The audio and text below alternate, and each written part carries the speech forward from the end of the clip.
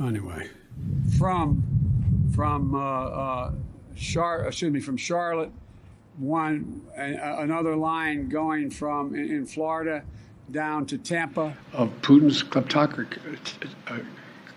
Yeah. America is a nation that can be defined in a single word. I was going to the idea that Los Angeles what am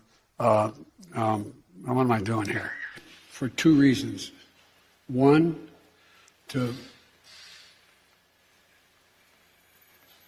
we haven't been able to communicate it in a way that is, let me say another way. But the nature, not a solid meeting with they make a very good point. Here's the deal. Here's what drives the driver in the states that are affected. Here's what you can do, the drivers. We want to expand pre-K for 3- and 4-year-olds, millions of pre-K students. Government by the people, of the people, for the people. But the people are retarded. Well, I'm sick and tired of smart guys. Let me start off with two words. Made in America. Made in America. Welcome back to this early edition of Shtick with Koolfrogg. I don't know what the heck we're actually calling this. We can call it whatever we want, I guess. I do have AmericaShirts with me. How's it going, AmericaShirts? Yeah, there you go. Perfect. That is AmericaShirts, our first.com. Only the most base shirts on the planet. We'll give him a few moments to actually get his butt in here and join along. Let's say hi to everybody here real quick that is here. Hello, Vicky T. Good to see you. Glad you got here first. Beautiful's here. Shiloh. And hi again. Glad to see you. Glad you're with us. D. What? Tweet U.S. News. Glad the fake news could actually join us. What's up, Janina? Glad you're with us. Bubbles. And who else is with us? TR. What's up, TR? Good to see you. Glad you're all here. We're actually going to go through a few things here. We do have several news articles. I would hope that AmericaShirts would just liven himself up here real quick and join me so that we can actually do this properly. Hello? AmericaShirts. Where are you, good sir? See, even there you go, Charlemagne, get it going. Shirts. Come on, buddy. What's going on, my man?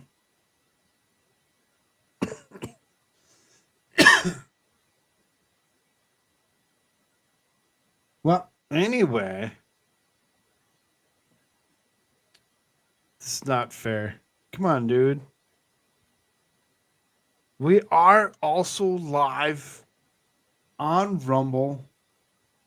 For all of you out there that are wondering, yeah, there could potentially be something at the end where we decide to actually want to say more than what we could, and just flip ourselves over there. So if you haven't made yourself to the Rumble side of things, do that as well. Make sure that you're there.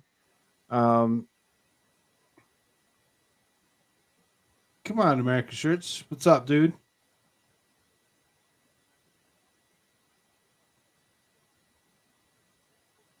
AmericaShirts. AmericaShirts. Come on, dude.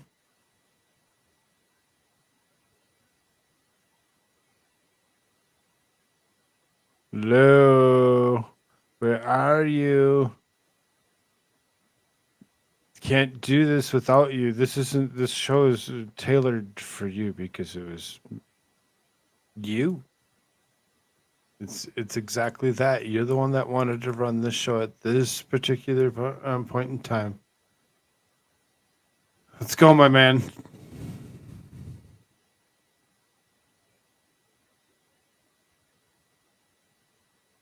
I'm just get. I mean, let's go. America shirts. America shirts. I really seriously did not set the show up to be a one man show. I seriously set it up for it to be myself and America shirts. Hello, are you with me?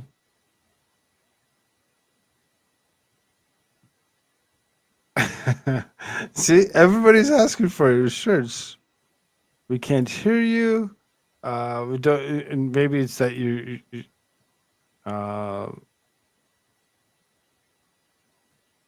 shirts boomered it. I don't know if he boomered it. I really don't know if that's the case. I'm thinking that there's more to it. It just got tied up at the moment.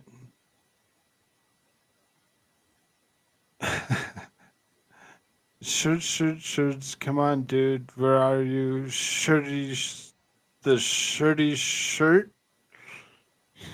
Come on, brother. Let's do this. I threw so many things in private chat. I don't know if it's. He's like, no. Don't want to go through any of this. None of this is of any importance to me. If you want to cover something totally different, I'm fine with that. He knows that. So let's go, brother. I overloaded his brain. I mean, potentially, maybe he's looking at all this stuff that I threw at him. And he's like, why are we talking about this? Why are we talking about that? Well, if you actually look at it and you actually, pick a topic, you talk about it for a short bit, and you pick the next one, and you move on. It usually works itself. Send T-Rex a link. That's not the point of the show.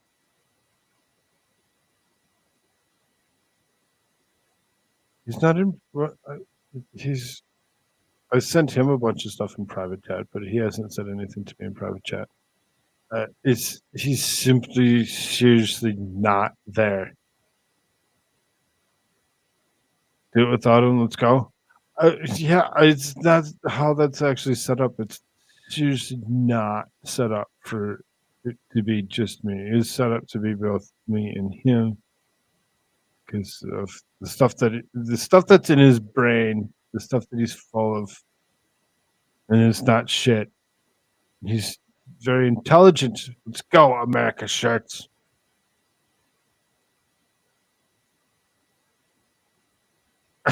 Okay, first article, bang bang. Yeah, I wish it was that freaking simple. I really do.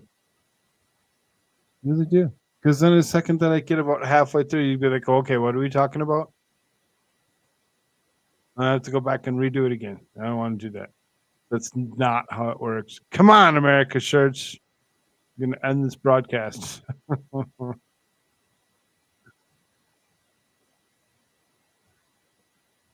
on. Bubbles sounds like Jimmy in disguise. That's funny.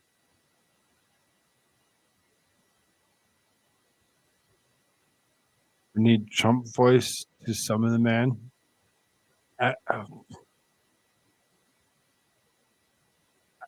Maybe a little bit of a Trump voice might actually summon him. It could be something that we could try. We could be like shirts.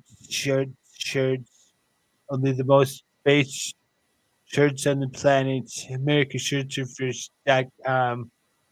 Get yourself one now. Use promo code Koolfrogg, and you get 15% off anything in the store. It's almost too good.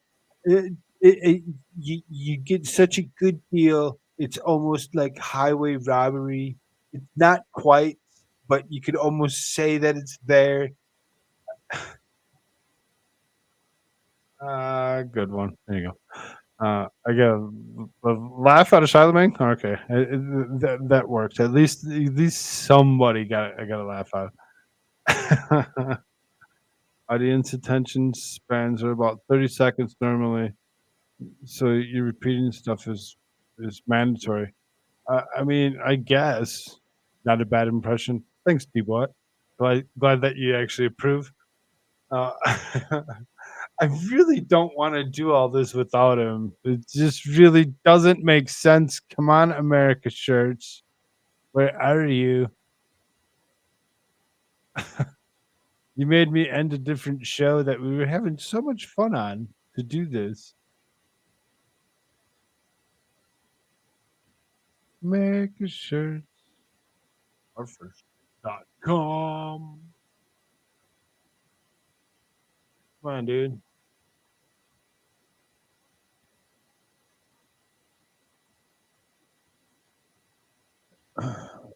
I'm just, uh,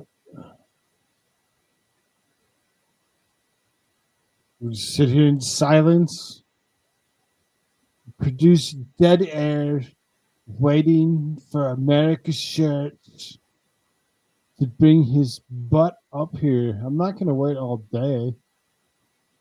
I'm just going to end the stream. Or maybe I'll bring a couple other people in here and we'll just continue doing what we were doing and have fun. Or Cecil lied. See? Read CNN news headlines. I have 0 articles from CNN News. I really do. I really don't want to start this without him. Come on.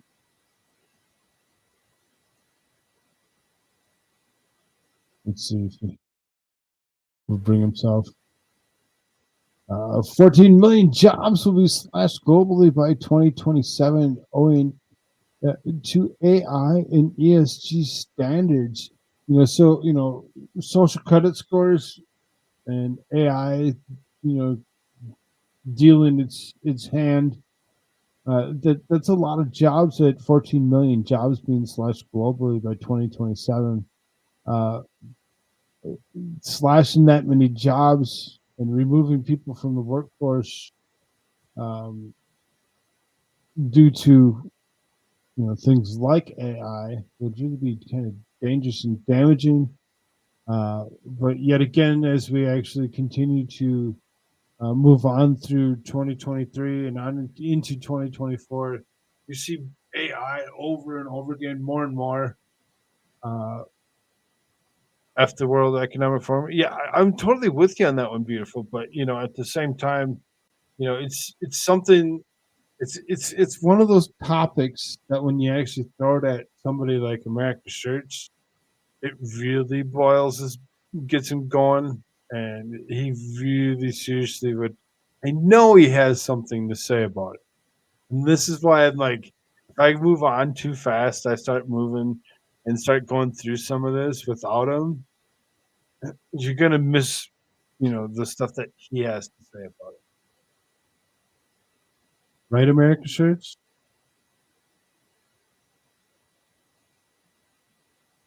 World Economic Forum has warned that the employment landscape will change drastically over the next 5 years amid increasingly widespread use of artificial intelligence, the transition of green energy, environmental, social, and governance standards, and slower economic growth. What was that? That America Shirts. Maybe. It's America Shirts. Been waiting, and waiting. I'm like, all right, fine. I'll start. I'll start without him. I didn't want to start without you because it just wouldn't be the same. So we're talking about the World Economic Forum. You have any thoughts on increasing the widespread use of artificial intelligence, taking away about 14 million jobs globally by 2027?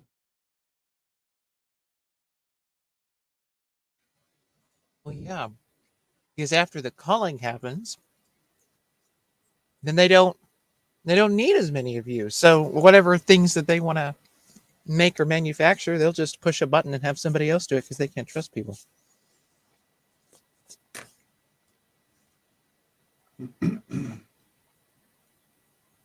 So then, according to the WEF's The Future of Jobs Report 2023, roughly 23% of the jobs are expected to change by 2027, with around 69 million new jobs to be created and 83 million eliminated, resulting in a decrease in 14 million jobs, or 2% of the current employment.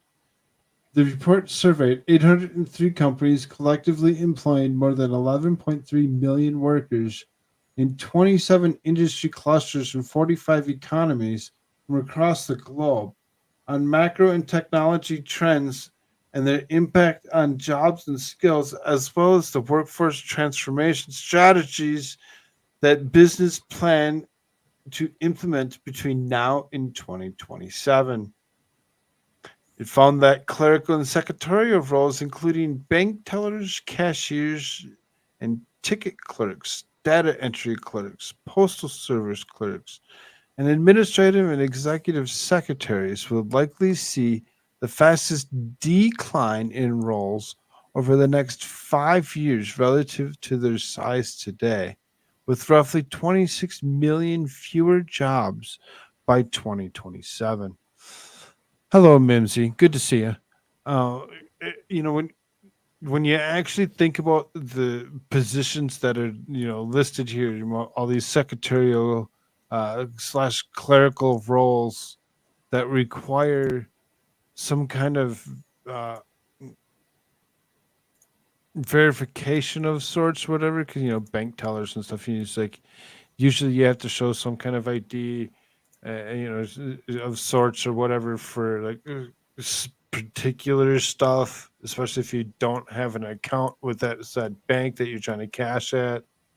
Um, there's plenty of different reasons to need these positions, but they're going to actually go ahead and they're going to remove lots and lots of these positions and just give the job to the AI because whatever, the AI can do just fine. Yeah, because they can trust an AI, they can't trust you. Because the AI just does whatever they're programmed to do. But people have this thing called free will, and we can't we can't have too much of that. So a lot of these things will be done in the capacity that they want to control. A lot of these jobs, all these different things. Plus, on top of that, again, the numbers thing, right? The numbers game. They don't need as many of you. Yeah, right. They really don't. When it comes down to it, they're like, well, if we can eliminate all these positions, all these millions of jobs, life is unnecessary, for them. So then they can just. I mean, is that not what Yuval Noah Harari of the World Economic Forum constantly says? Is that we're going to have to find some purpose for humans here very shortly because AI will take over everything. And so we're just going to have to somehow keep them entertained. And keep them entertained with ever live streaming in their coon pods and their coffin apartments and, just disconnect from everything until you either feel depressed or crazy or they tell you, hey, like take this jab and you're going to be better. And then they end up, killing or sterilizing you.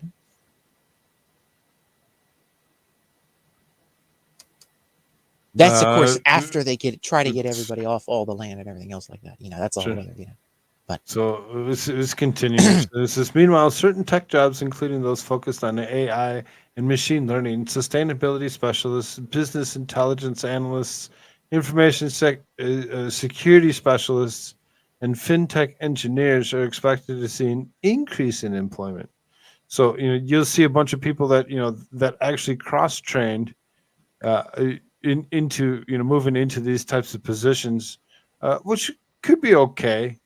It's just the specialists. So it's like, oh, how do you get those jobs? Well, you go to school, you get a college education, and then you make sure that you keep your ESG score up, so that way. Well, Uh, yeah, I mean that's what the whole college thing is that they don't want you to independently. Even now, it's just gonna be worse. Where like they want you all to be brainwashed into their bullcrap, and so you don't have anything like an independent job that you can go off and work for this place or work for that place, build yourself up, maybe become a manager, that kind of deal. They don't want like bricklayers and all the rest of that nonsense. No, no, no, no, no, because then you'll make independent wealth and you won't go into the brainwashing system. You won't go into the re-education camps like I mean, that's what colleges are anymore. That's what they've had set up for the most part. Not to say that there isn't a use for certain things in certain college degrees, but for the most part, most of them are just that. It's just a re-education camp, and then it's like, oh, okay, so you tick off the box. You've been re-educated. You're now a crazy wacko leftoid freakazoid. Okay, great. So we check that box. We've checked that box now. So now we're going to allow you to have a job, or we're going to allow you to get paid more, right? I mean, this is kind of already here to a certain extent. I mean, I was even talking to my brother about this to a certain extent the other day, where we were talking about like incomes and things like that from different people, and how much you would have to actually have, especially in the now and nowadays, to even be able to pay for your own house and be able to pay for everything else. And it's just they create this entire structure to where unless you go through the re-education camps, they it seems as though there's a bit of a shoddy chance of you actually having any independent wealth. But then even through those jobs, you're already indebted to the college and to the banks and to everybody else. So you don't have any independent wealth for what, like 2-3 decades or more. So like, it's all a scam. So the best thing to do is, in my opinion, to go more of an independent route. Try to. So it says overall, the biggest job growth will likely be seen across the fields of education, 10% leading to 3 million additional jobs, agriculture, 30% or 3 million additional jobs, and digital commerce or trade, about 4 million additional jobs, according to the report. It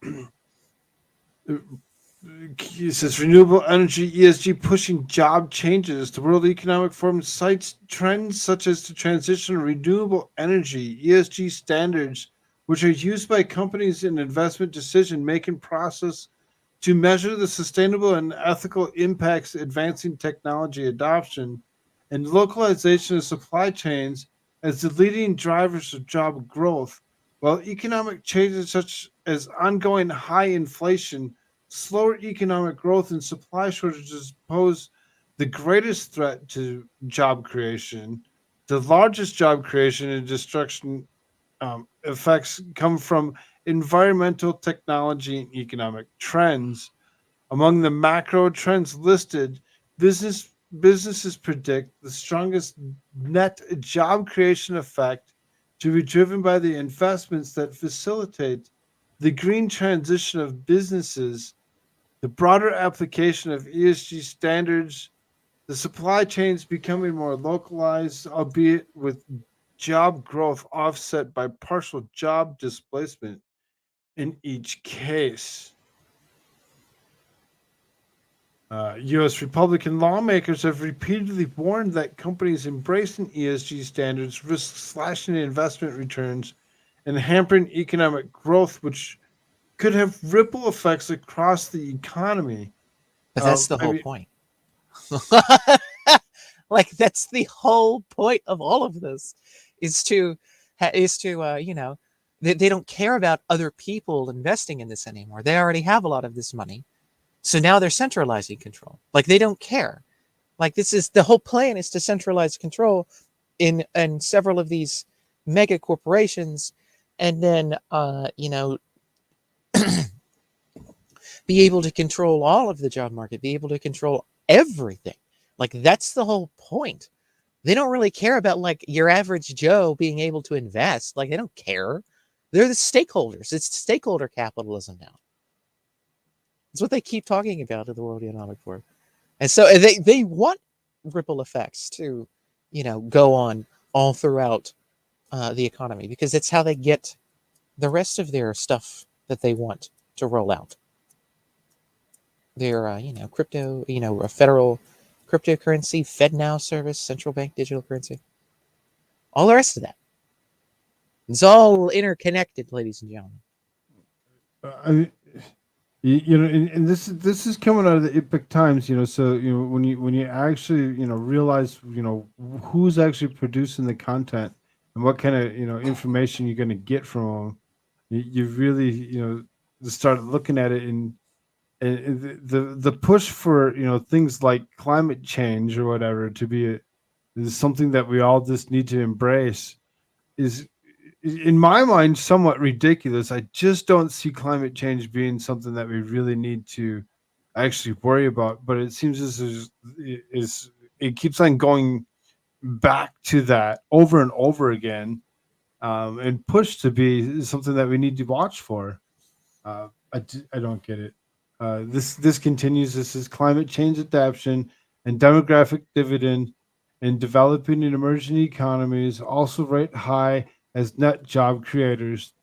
The WEF report adds technological advancement through increased adoption of new and frontier technologies and increased digital access are expected to drive job growth in more than half of the surveyed companies, offset by expected job displacement in 1/5 of the companies. It continues. The report also cites the increasing cost of living for consumers as another factor that will likely pose the greatest threat to the job market in the next 5 years and will significantly displace jobs. Are you with me? Yeah. Yes, you. You want to? Tadpole just woke up, so it's this nice late wake up for him. He's asking for stuff. I need to actually step away. Stuff.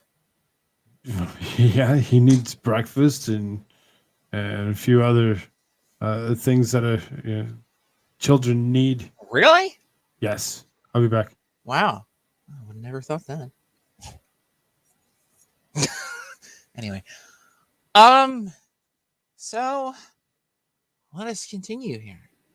Elsewhere, the WEF found that the ongoing impact of COVID-19 pandemic increased geopolitical divisions and demographic dividends in developing and emerging economies, ranked lower as drivers of business evolution by respondents.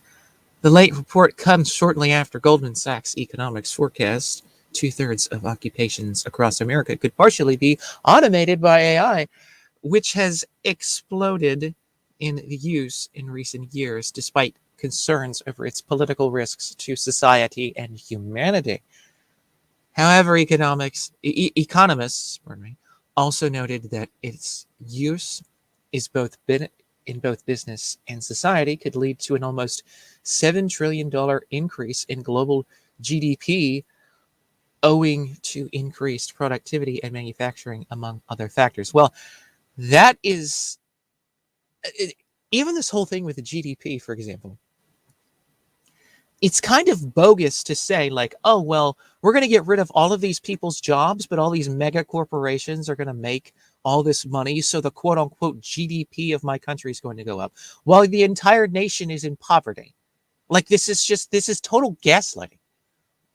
Like, it's insane levels of gaslighting at this point. I mean, really?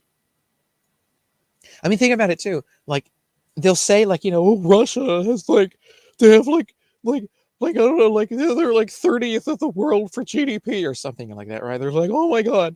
It's like, well, they have more manufacturing and their people have more money in their back pocket than most Americans do at this point, because of a lot of the their war effort stuff going on, and they like spawn up these factories, and people go, and there's all these manufacturing jobs and all these factory working jobs that people go to, and then they go, and then they get their money, and then they go, and so just because their GDP isn't skyrocketing, overall the ruble is going up in value, and you have more and more people over time here increasing their own personal wealth. Oh, but the United States GDP is like number 1 or number 2 or whatever. It's like, well, that doesn't mean that anybody else has any wealth but the top 1% here. Does sound like Bernie Sanders. So, I mean, yeah. So, anyways, according to the WEF report, nearly 75% of companies surveyed plan to adopt AI, big data, and cloud computing within the next 5 years, which around 50% of firms believe will create job growth, and 25% expect will lead to job losses. So, there you have it, folks. I don't know if there's anything else in this article.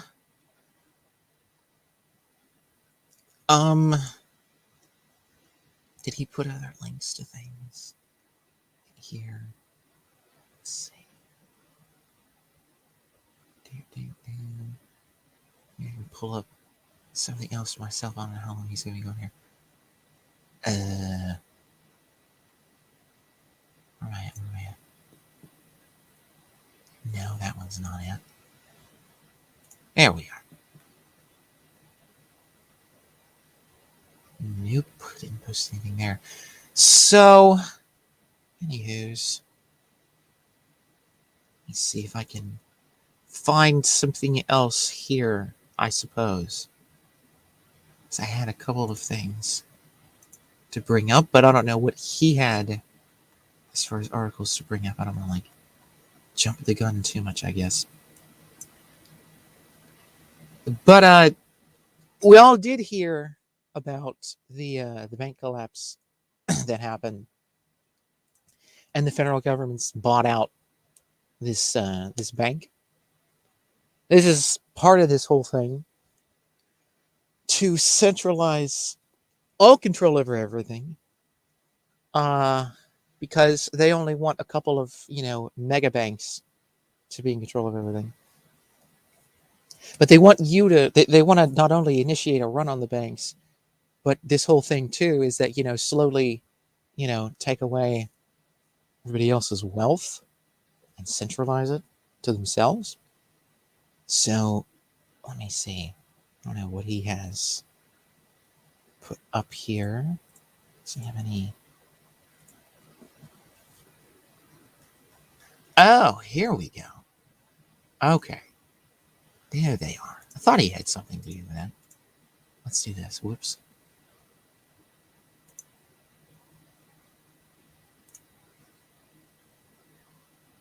There we go. See, I thought he had something like, with all these links and things. Pull up the other one here. Uh-oh. Where'd my tab go? Oh, there we go. Sorry. Let's see. There we go. There we go. Here's the next one he's got listed here. In a world first, California in a world first. I don't know. California bans new diesel truck sales from 2036. Oh, that's great.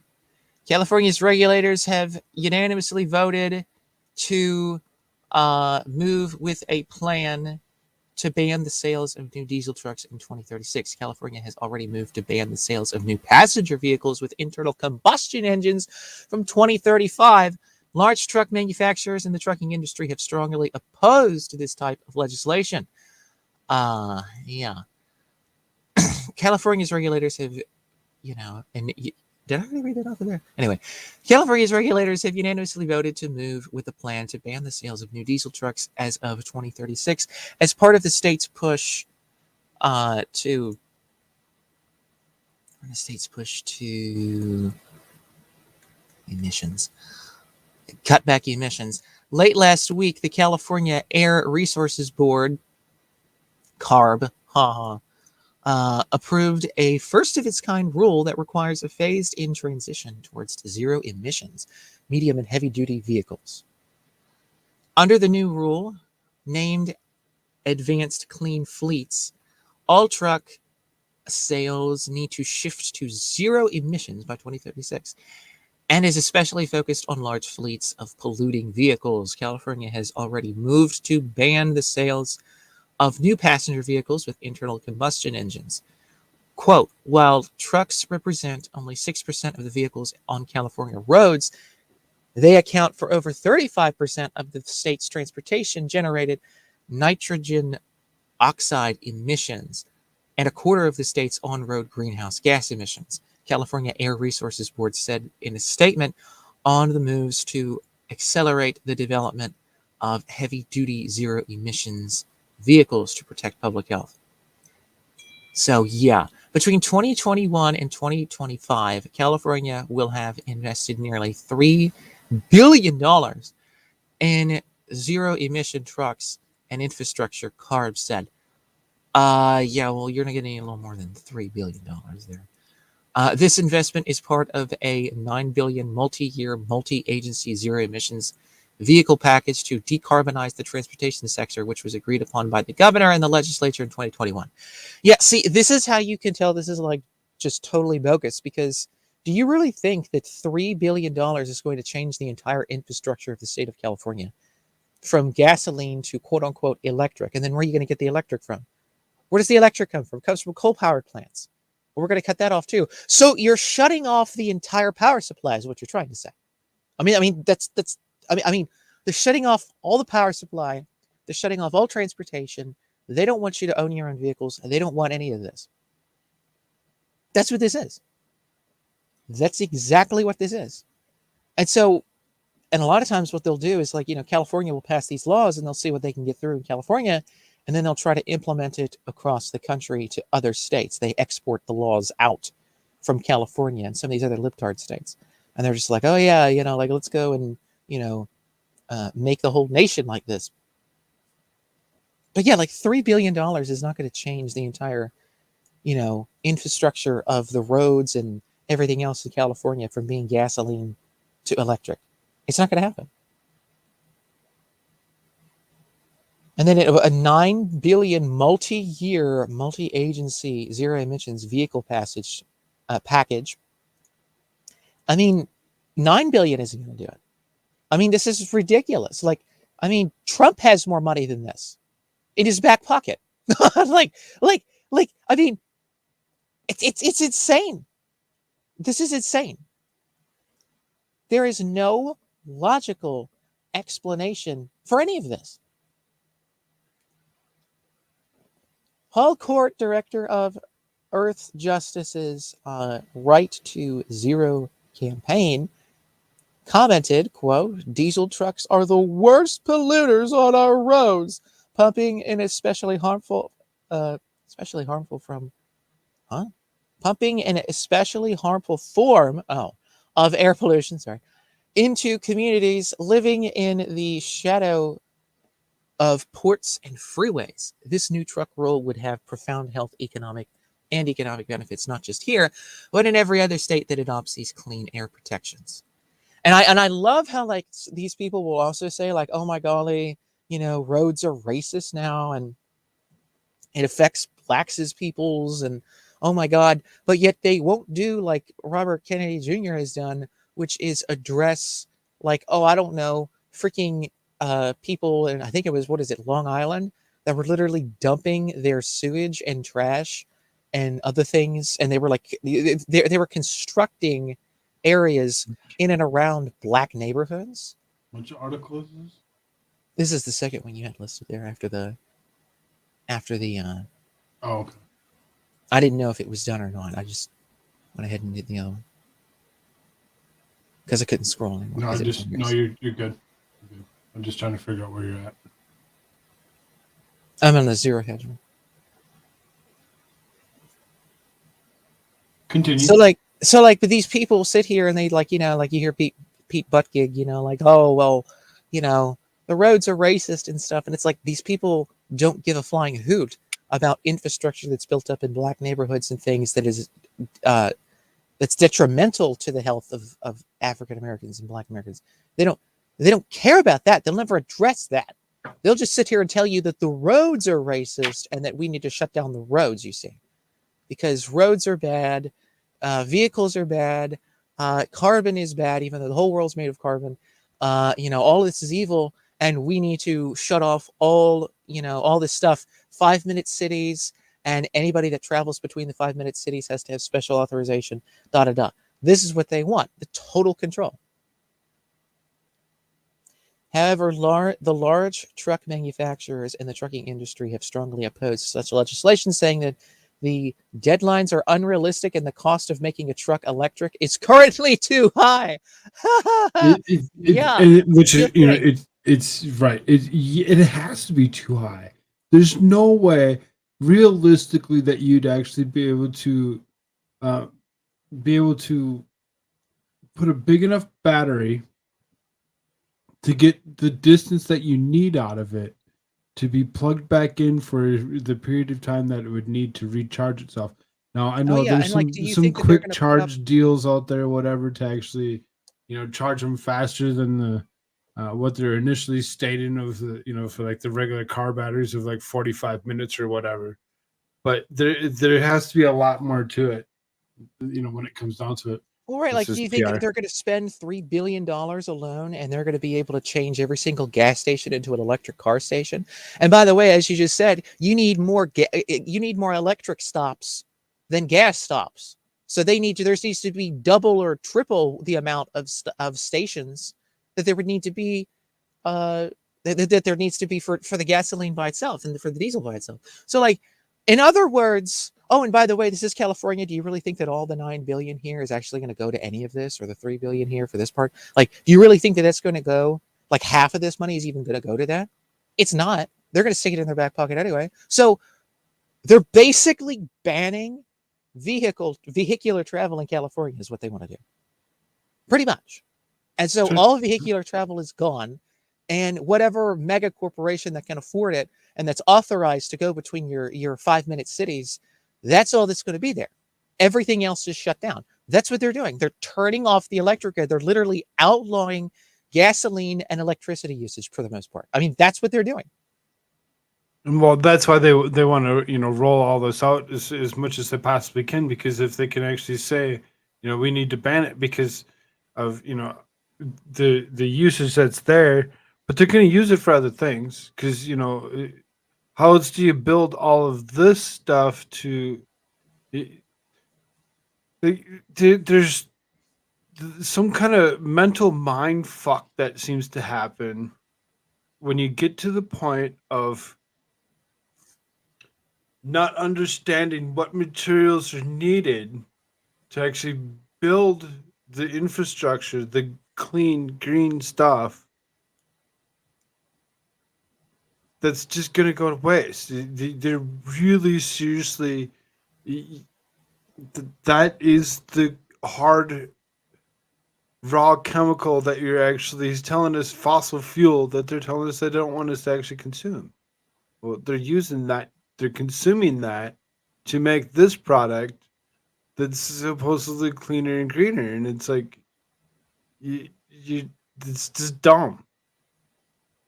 It does not make sense whatsoever on why you'd want to actually think that the way green things are these days.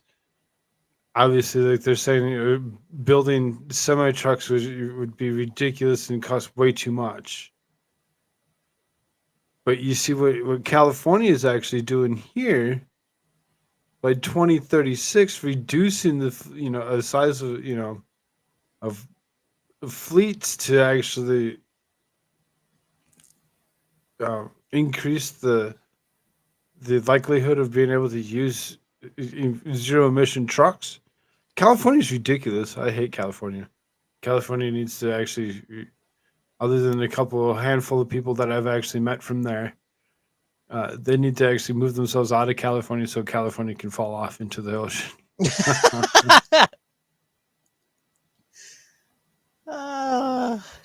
But yeah, but that's the thing. Like, it doesn't make sense in a logical world where it's like you want to benefit somebody, but if you're trying to cause this harm and you're trying to cause collapse and you're trying to inherently cause all these things to happen so that you can centralize everything for yourself and the mega corporations and the government, well, then now things begin to make more sense. Everything makes more sense in that capacity when you look at things in that way. So no, we have to kind of pay attention to some of the stuff that we actually. You notice what the next article is on there, right? What did I put up there? RFK. Is that the one that's up there? Yeah. Yeah. So I mean, we can still do this one, I suppose. Here, we'll bring it up.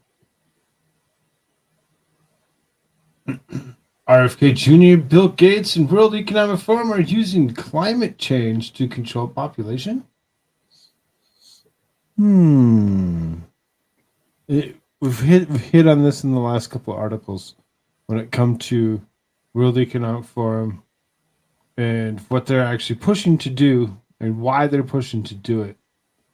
And now you got Robert F. Kennedy Jr. Robert F. Kennedy Jr. running as a Democrat is really going to stir up the pot this year, this coming year, or whatever. When it comes to election cycle, I believe he's gonna stir up that pot. He's gonna get a lot of people questioning things and rethinking some of the stuff that they're actually wanting. Could be interesting. I think there's going to be a lot of people that are going to be paying attention to what Robert F. Kennedy has to do and what he has to say. Indeed.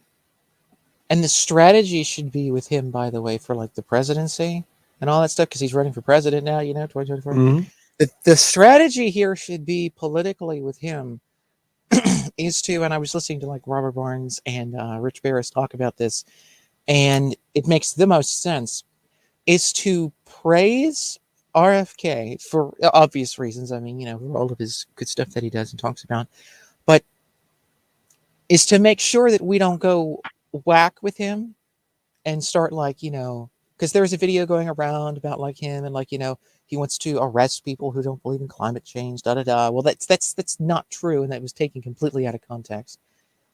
He has said multiple things against that. I believe he's done 2 interviews saying that was a clip that was wrong and taken out of context. He doesn't believe that. He wasn't talking about that. He was talking about the Koch brothers and their influence into things, and their investments in a lot of companies that polluted and did a lot of stuff. And RFK, as I was talking about earlier, has done a lot of work to try to help people of minority communities to not be taken advantage of by corporations and by the governments. And he's done a lot of work in that regard to try and stop that. Kind of sounds like what Trump was going to do to a point when you actually think about it. Right? I mean, yeah. But right, exactly. There's so many things that that were overlooked.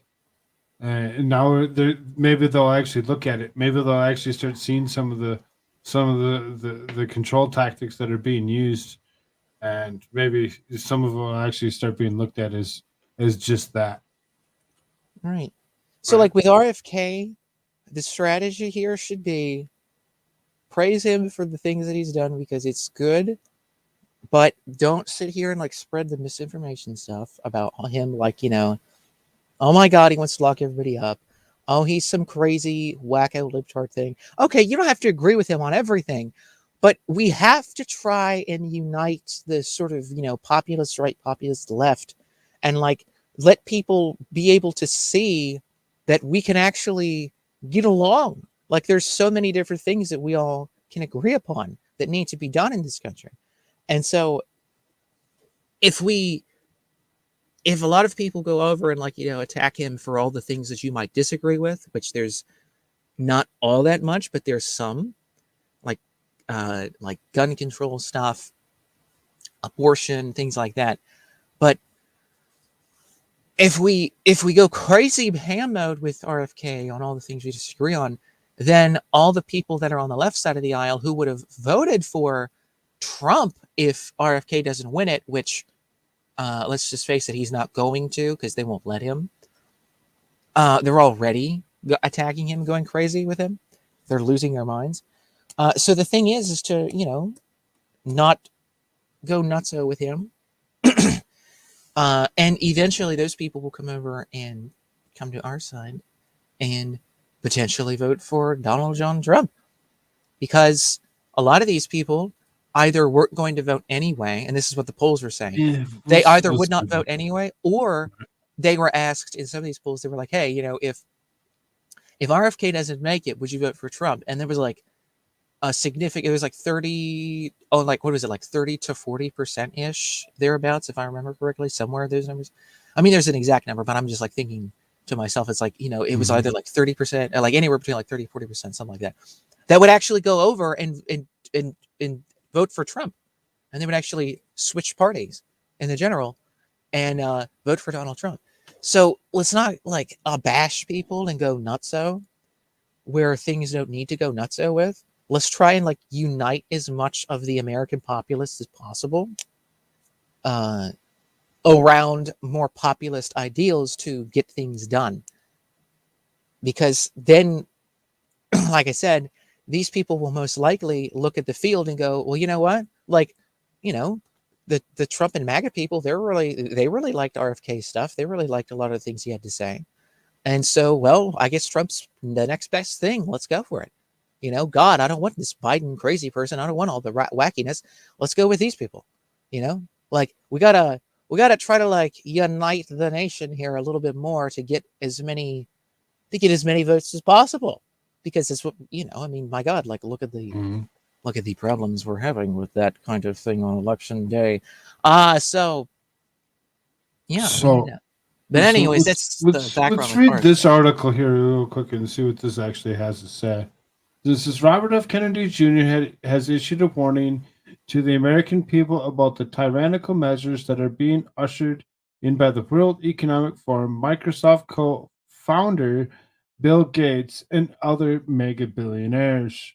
Speaking during a new interview with Kim Iverson, RFK Jr. warned that the global power elite is using climate change to usher in totalitarian population control.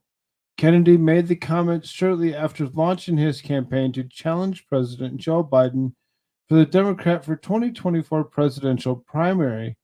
RFK Jr. has emerged as an interesting candidate who's rocking the boat of the Democratic establishment. Unlike Biden and the rest of the Democratic Party, Kennedy is not a socialist Democrat. While his talking points do somewhat align with the liberal left, his agenda contrasts sharply with that of the Democratic regime. Kennedy is a known advocate for climate change, but unlike Biden and the rest of the Democrats, his advocacy appears to be motivated by environmentalism. Democrats such as John Kerry and Representative Alexandria Ocasio-Cortez use climate change as a vehicle to usher in radical socialist policies under the umbrella of the Green Agenda.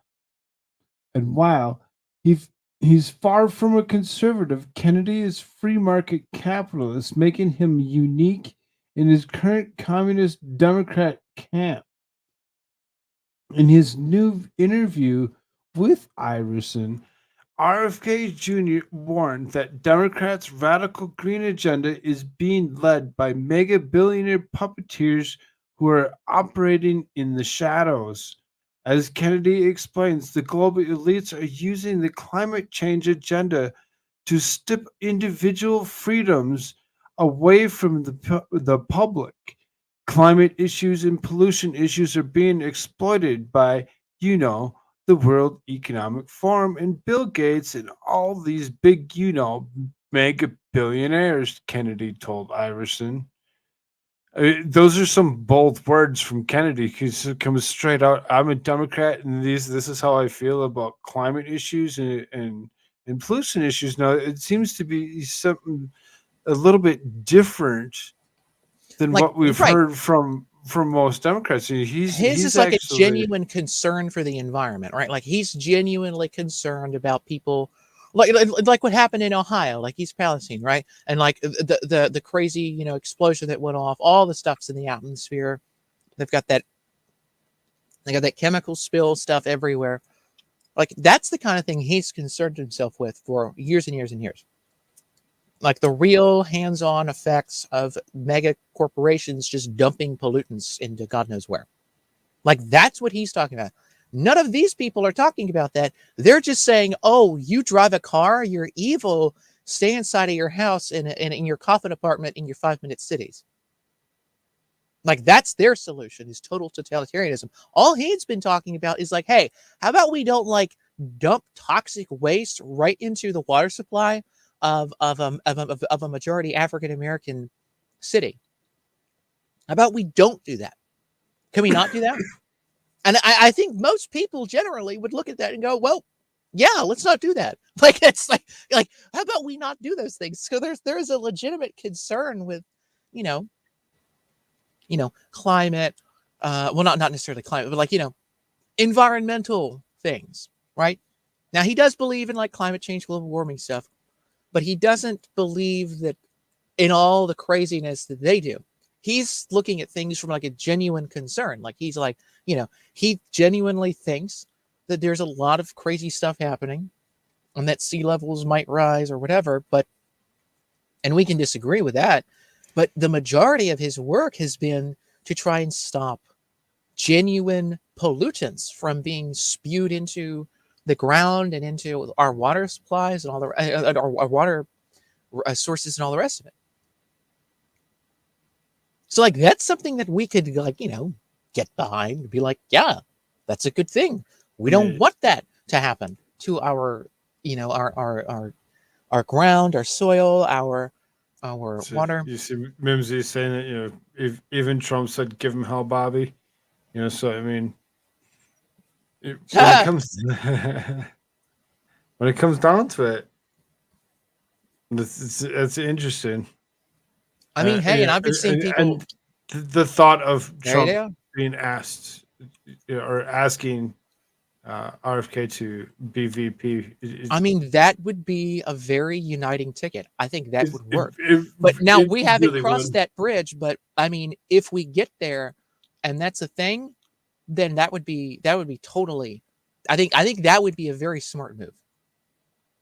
Because I don't know if I'd vote for RFK as the president, but if it was between RFK and like say a Mitt Romney or a John McCain type, I probably would vote for RFK. Yeah, but it really depends on what they're about, and that's why I have flags sitting here that says Trump 2024. Do I still believe that? Yeah, absolutely. At this current point.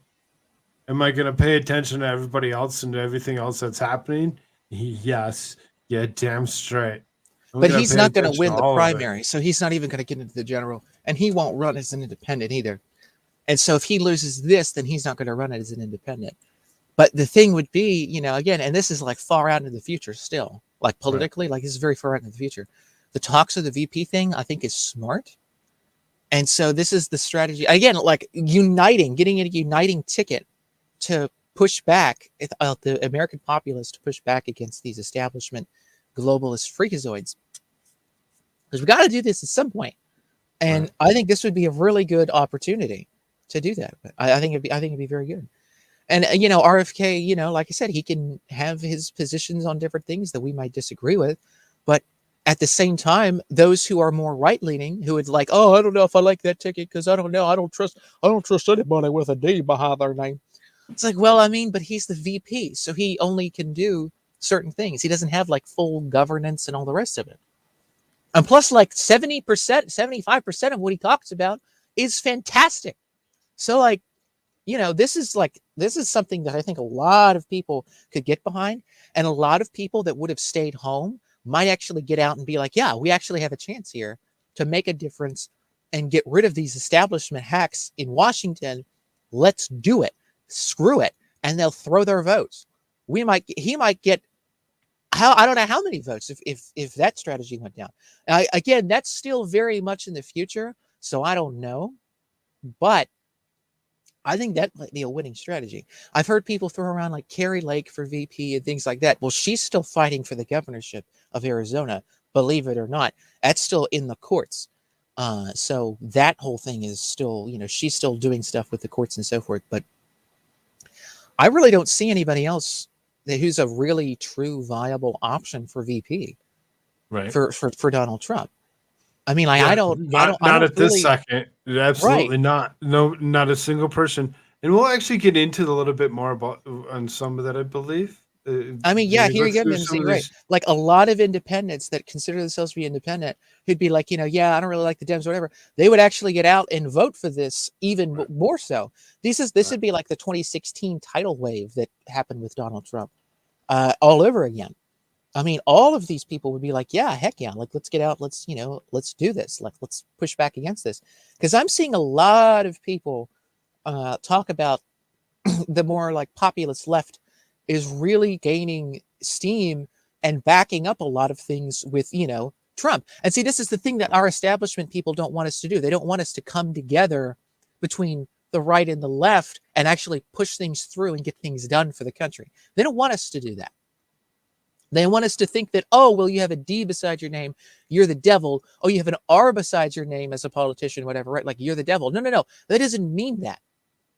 This is like this Fox Which News versus MSNBC which type politics. when This we isn't move on on the here ground through the reality. rest of these, we actually look at some of the stuff that's actually coming up here, and you look at the people that are either retiring, switching positions, moving jobs, and all the different things that you have to look at when you come up into this election season, um, and knowing that technically if Trump went ahead and decided to select RFK with the D, with the Democrat, where it would sway people to be like, oh, well, that might be a swing vote for the Senate, because that's what your vice president is your president of your Senate.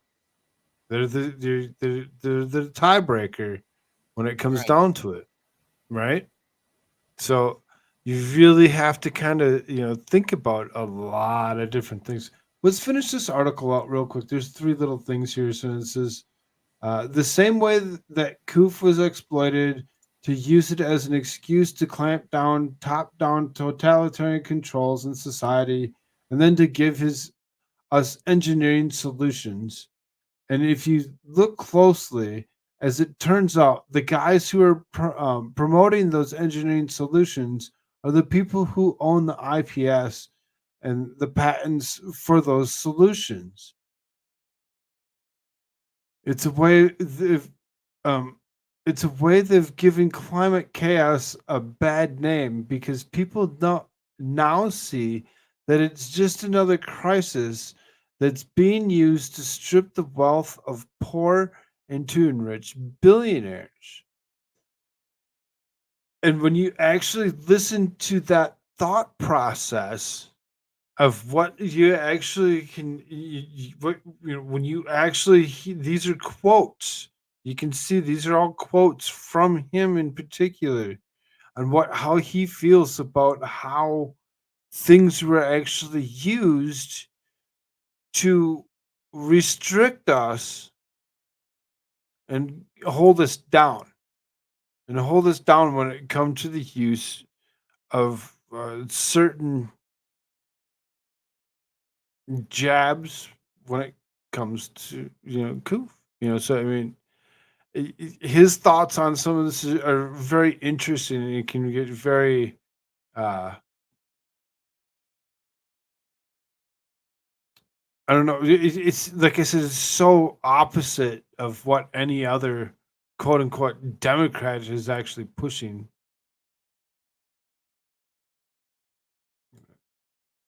Shirts? Did you? Oh, here we go. Sorry, I had my muted. I don't know if I can Mhm. play this clip here. This is from the New York Post, and it's like maybe 30 seconds of him on an ABC interview, and just to see how confrontational ABC News is with him, and it's like the woman's practically yelling at him Okay. about, like, his position on jabby stabbies, and she's like, "But that's not true." And it's like 10 seconds, and like he doesn't even get a word out, and she's just like, "You can't say that things are this way, that way, because da da da da da da da," and then they just cut it off. Like, I don't know. Can you think I can play that? Do you want me to show you that first? Like in the private chat? I don't know. It's like, I'll just throw it up here. It's like at the bottom. TR says, I can see it both ways. While RFK is VP for Trump might bring over some Democrats to vote for Trump. And I can also see it driving some staunch, I'll never vote for Republican voters to stay home. I mean, there's a lot of there's a lot of thought to go along with it. You've got to really pay attention to a lot of what is actually going Trump's on. support is so vast, though. I mean, like, you got a ton of Democrats already that have voted for him before. So, I mean, Right? you got that, and then there's a lot of the other more younger, You more look at the populist bunch types. of us that voted for Obama twice, and then turned around and voted for Trump because we couldn't do it. We couldn't sit there and rightfully do that. I threw the little clip up there in the. No, you're fine. I thought there was a different article that I had up next. That was actually supposed to be what's this?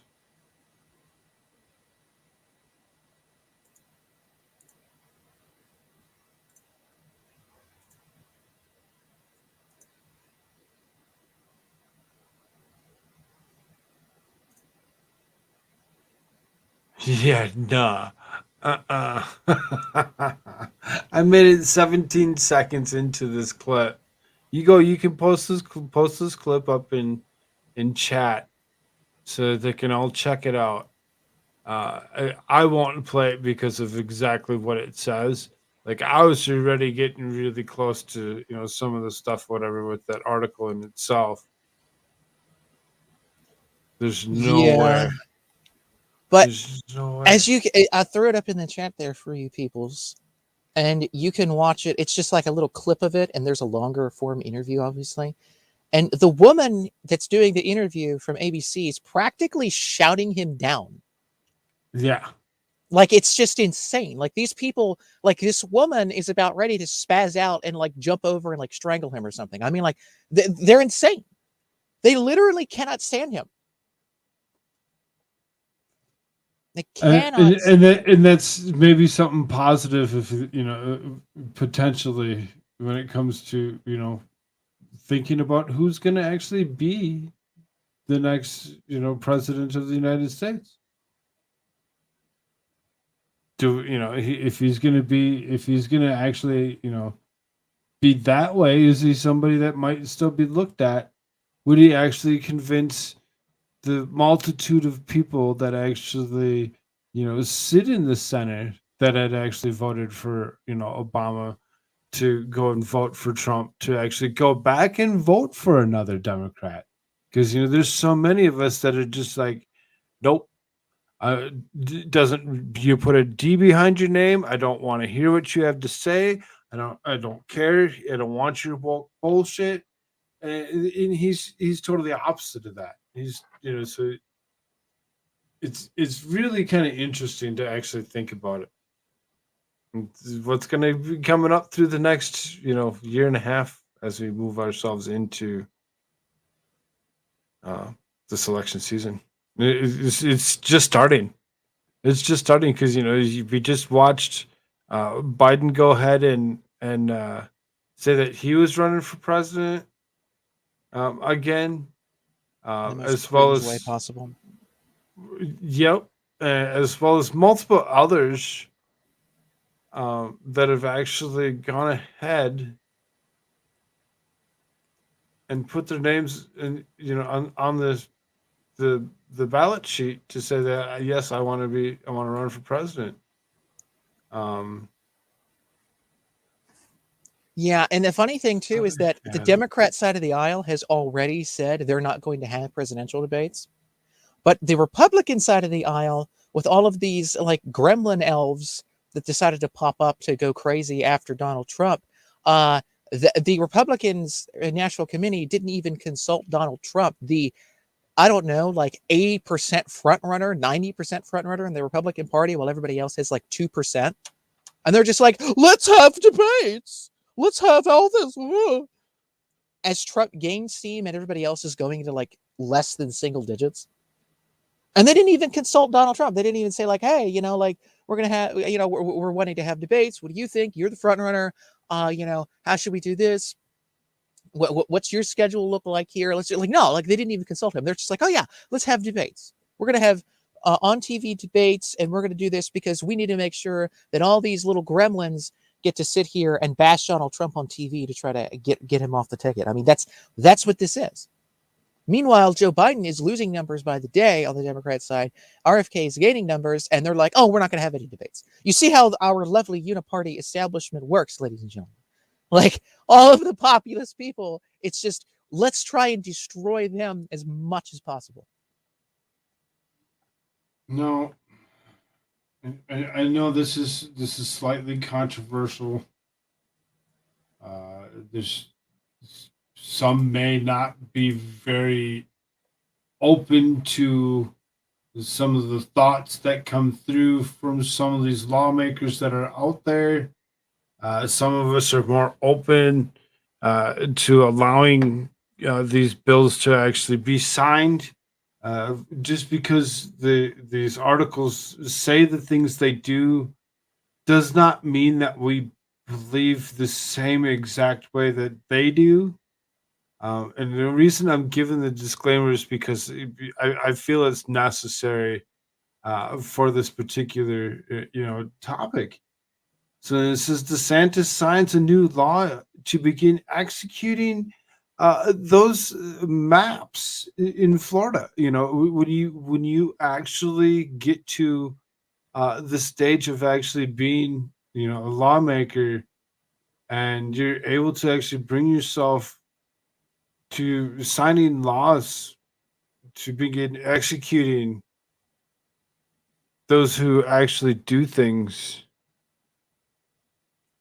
to young children. You kind of, you know, I really, I'm kind of beside myself on it, and that's kind of why the disclaimer all at the same time. So this is Florida's Republican Governor Ron DeSantis has signed legislation into law that will allow the state to begin executing uh, pedophiles. This is DeSantis has signed a new package of crime bills into law this week. All the law and order bills are designed to keep criminals out in the streets. The first of the three bills targets bail reforms being pushed by leftist prosecutors. The second increases penalties and fentanyl traffickers. And the third bill is makes those who commit certain crimes against children eligible for the death penalty. In the statement about the new laws, DeSantis said Florida will help to keep children safe by throwing the book at pedophiles. Florida is the law and order state with 50-year record low crime rate and double-digit year-over-year decreases in murder, burglary, and overall crime. For 3 consecutive legislative sessions, we have enacted tough on crime policies, and this year we are continuing to implement measures to protect our communities to keep Florida safe, with a particular emphasis on keeping criminals in jail and throwing the book at pedophiles. So I'm really not a proponent for the death penalty personally. I'm not. It's not something that I think that should actually occur. But when it comes down to it, this guy was able to actually push these bills that would actually create such an ordeal that would allow them to execute somebody. It's kind of mind blowing to actually see how far that has actually gone. I'm with you, TR. Maps going against the wall, every single last one of them. So for him to sign the bill saying it's okay, I mean, I guess. Well, and the other thing too with this is I don't know why this has happened now, why they didn't do this earlier. This sort of seems like one of those things where it's like, haha, look at me, I'm ultra based because I'm getting rid of the maps, you know. We're gonna like, because that's the big thing on the right, is it not? Like, that's what's all over Twitter, all over all the other social medias, is like, oh my God, look at these maps, the groomers, all the rest of that, PEDOs. So it just seemed like at this time, it seems like a very political move. So that way he can go on the debate stage, like we were talking about earlier, and be like, well, yeah, like I passed this legislation, do this, whatever else. Like, Donald Trump hasn't done that. We haven't done this, whatever. We've done all this stuff in the state of Florida. And it's like, yeah, but, hey, they also have to pass a law in Florida that says that you can run for federal office and be in state office at the same time. That still has to pass. And I think it will, without a doubt, because Tallahassee, Florida, from what I was listening to the other day, does not exactly have a reputation of populist Republicans. But they are going along with DeSantis with a lot of things, because not only would it be politically expedient for now, but also because, I mean, hey, he's running for El Presidente, so we gotta make sure that he's got this and that and everything else. That's why he jumped over to Japan and went on a trip to Japan, because he's so presidential. He's going around talking to people and making deals and getting jobs back to Florida from Japan and da da da. Like, this is why he's doing all this stuff. That's just what it looks like to me. So you can see the last thing. It says Democrats are expected to take legal action on the effort to overturn these laws. So there's 3 laws that are at the bottom of this article that actually go ahead and actually explain what is these 3 bills actually fully entail. And that last one, battery against children under the age of 12.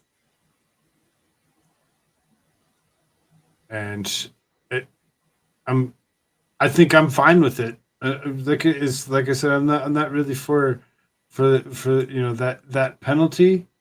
I'm really not. But when it comes down to it, I mean, something needs to happen. Something needs to happen as opposed to us allowing it to continue.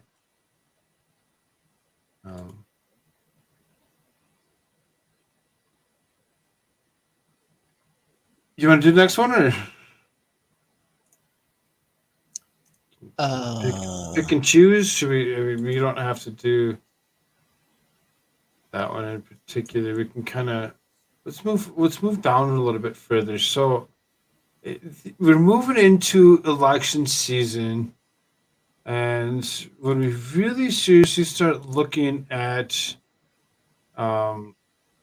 positions that are vacated, positions that will be vacated, and many others. So here's senators whose term of service will expire in 2025.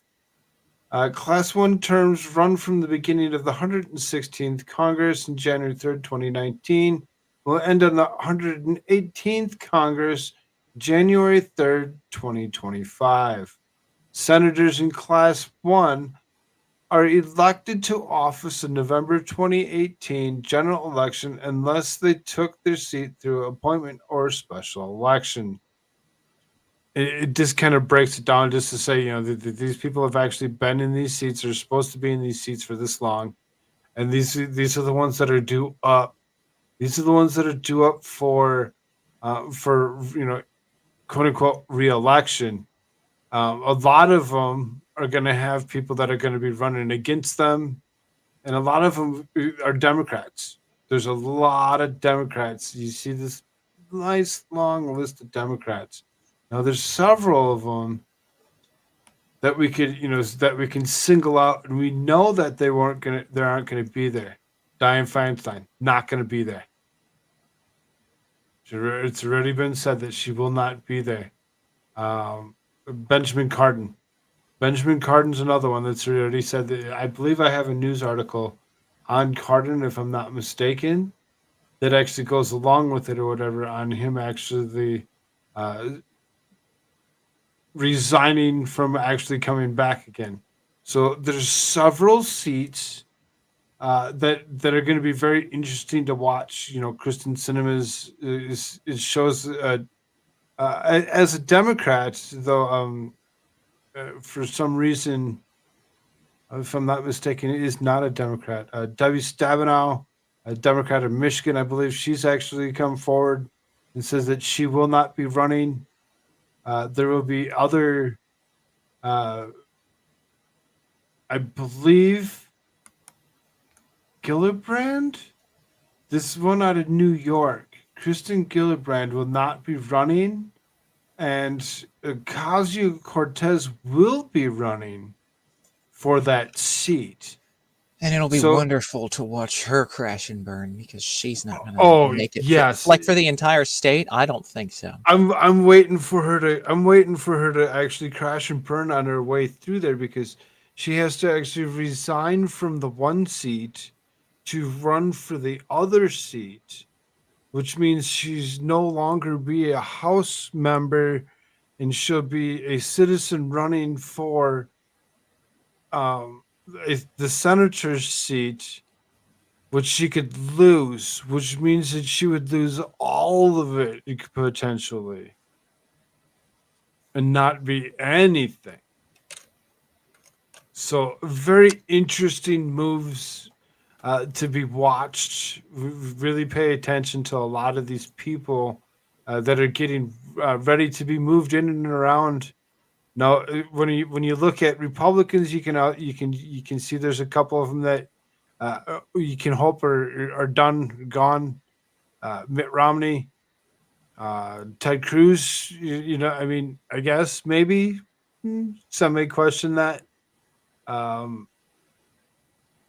Let's hope that some of them keep them, like Josh Hawley, Marsha Blackburn. Some of those that will actually potentially bring a little bit of heat to that seat. But it's very interesting. This is something that we're really gonna have to start, paying attention to. Is this list of people? All their seats that are actually up. Joe Manchin's seats up.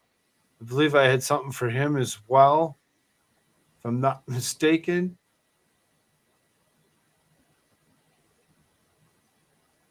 Oh yeah, and Kirsten Sinema, she's there. That's coming up.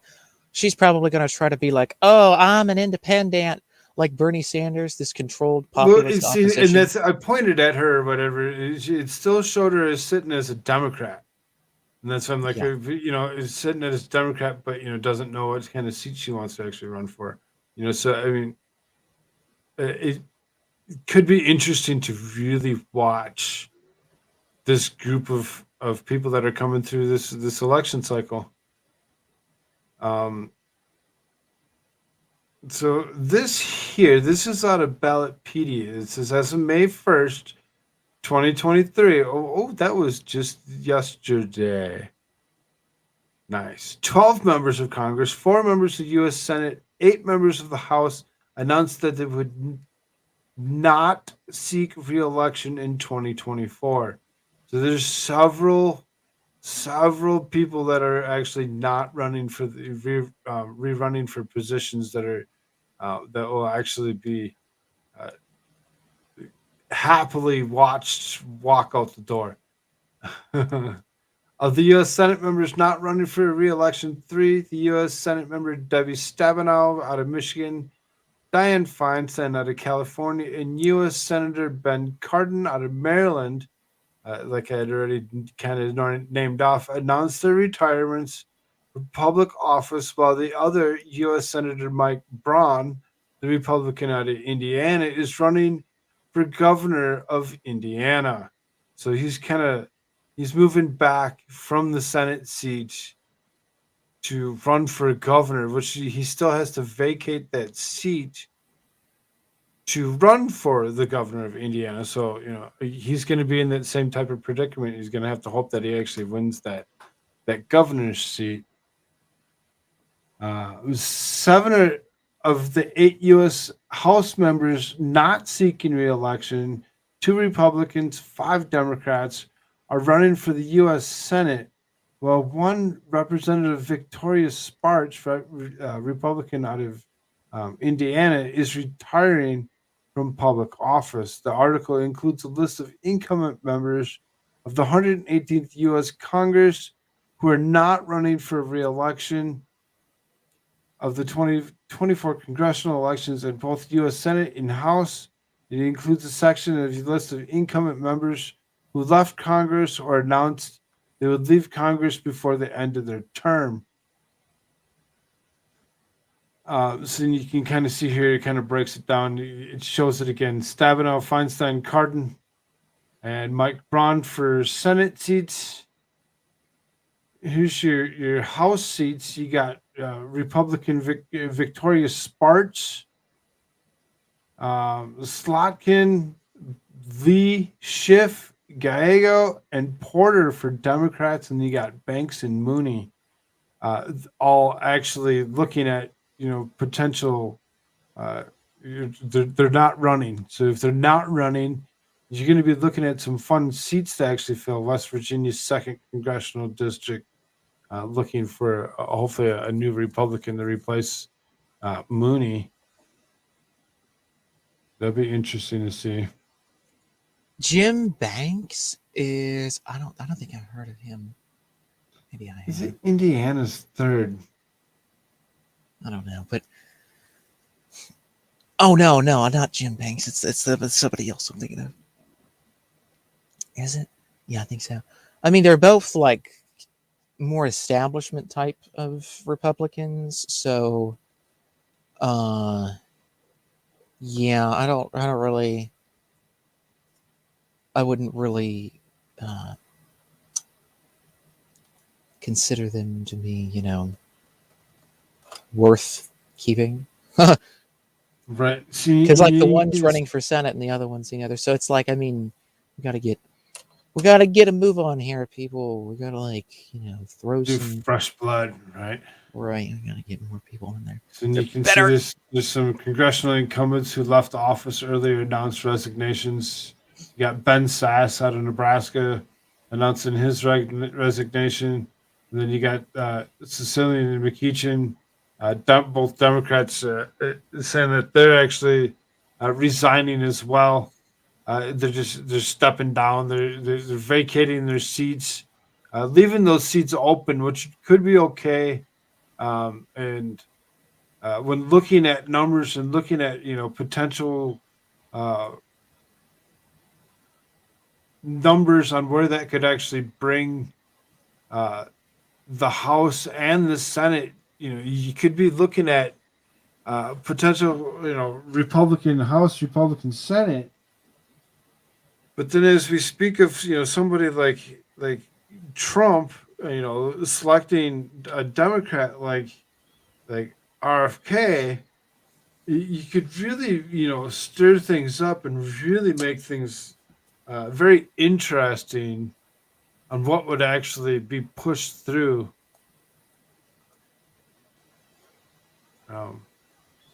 Yeah, so I mean, that guy Ben Sass. Sorry, I just forgot. There's an S there in the name. Yeah, he needs to go never be elected anything ever again. He's a crazed wacko. So yeah, but they need to really like fill that spot up with somebody else a lot better, because like, holy freaking crap, people. But like, come on, Nebraska. Like, you got to do better. Like, so much better. Anyway. Let's skip around a little bit here. It's kind of, there's a couple articles that are actually named off in the actual title, and I put banks and balloons. So we should probably hit on those for sure. Being that we have, oh, there you go. Look at best friends shaking hands. Isn't that something? Winnie the Pooh and the potato. Second largest U.S. bank failure in history. First Republic Bank seized by FDIC. Huh. So it's not just, it was a couple banks. It's all banks are having issues. Yeah, folks, it's time to start investing in assets and start getting portions of your money out of the banks of the United States. Not a bank run, but just, start to try and, take some out every so often. Stop going to the movie theater. Stop spending your money on, going out to eat and all the rest of it, and start stacking it up and then buying some silver and things like that. Like stuff with actual asset value. Learn how to grow your own food, invest in things for that kind of thing. Like, that's what you need to start looking at here, because when these people, they want to, whenever their plans go along and whenever they, push everything over a cliff here and or you could say everything hits the bottom of the hill, they're going to be at the top and you're going to be at the bottom, and you're going to be left with nothing. So you need to, and then whatever's left over from all this economic crisis, then whatever you may have left over will be turned and digitalized, and you won't have direct access and control over even what the value of that is. They'll just type in on their computer how much you're allowed to have, how much you can have, where you can shop, what you can do with, and you'll be totally trapped in their system, never being able to get out unless you start to look at and do things in real assets and alternatives to these different things, like certain forms of crypto, like I don't know, some kind of like possibly some sort of credit union type of deal, even maybe that kind of thing. Like, start looking at more decentralized options and all the rest of that to try and have some kind of wealth and be able to, still have some sort of online purchasing power to do things with as well. So, yeah, ladies and gentlemen, if you didn't learn from the first one, here's the second one, and there will be more to come. That's for sure. So, anywho's. Vicky says still here, been listening the whole time while diddling. Well, glad to see you're watching. Glad you're still with us. Have fun with your diddling.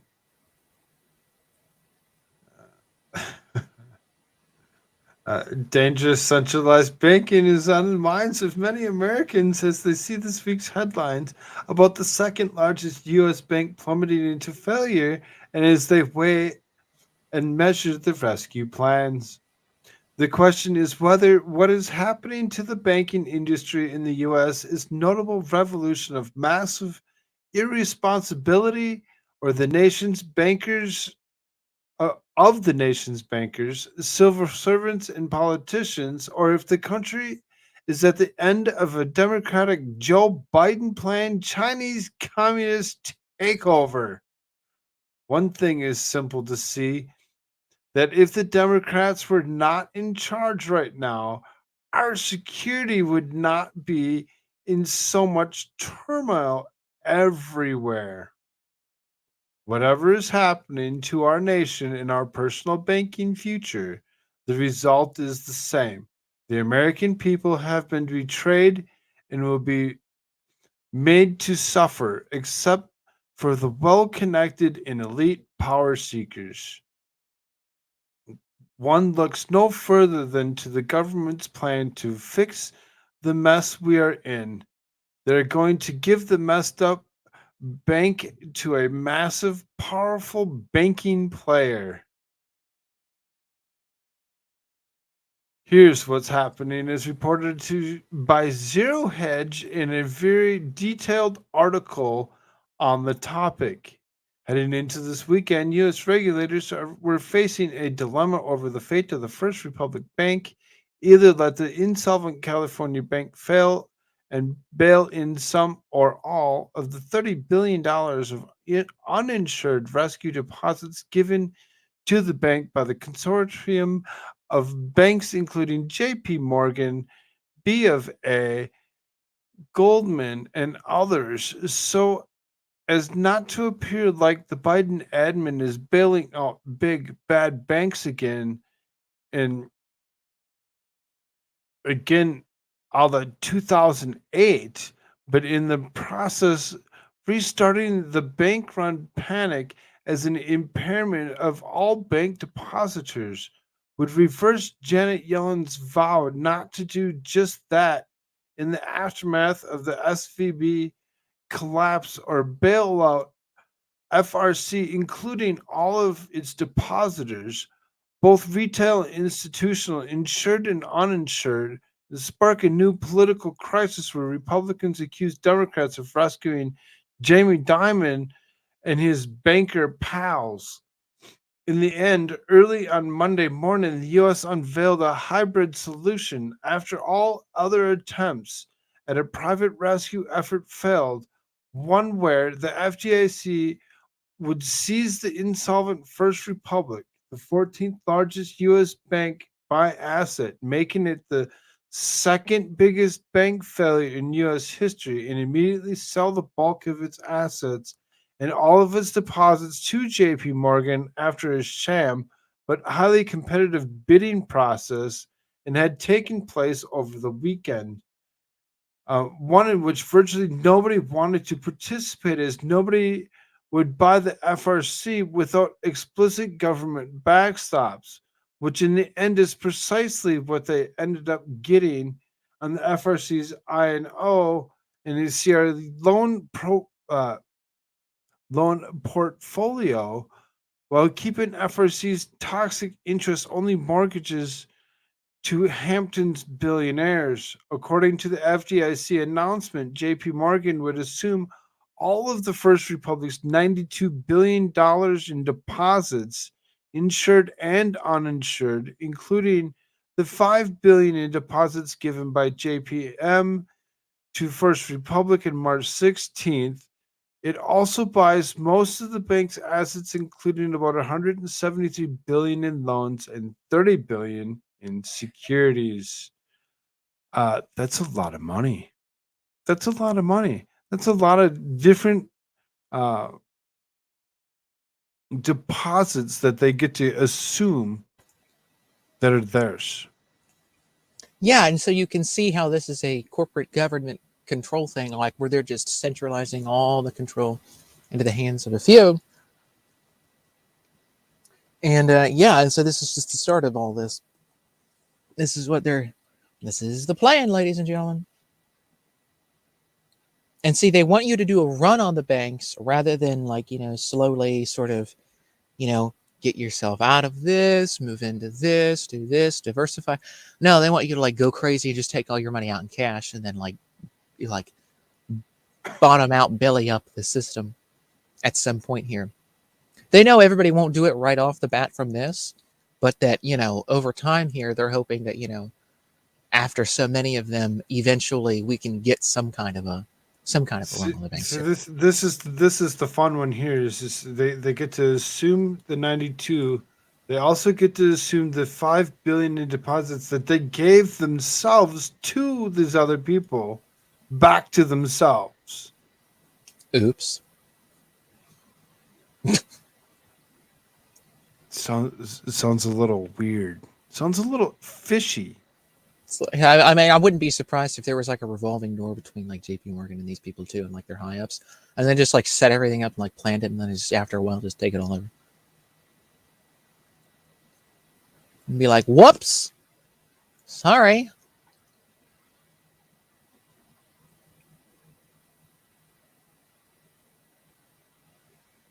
There's a lot left.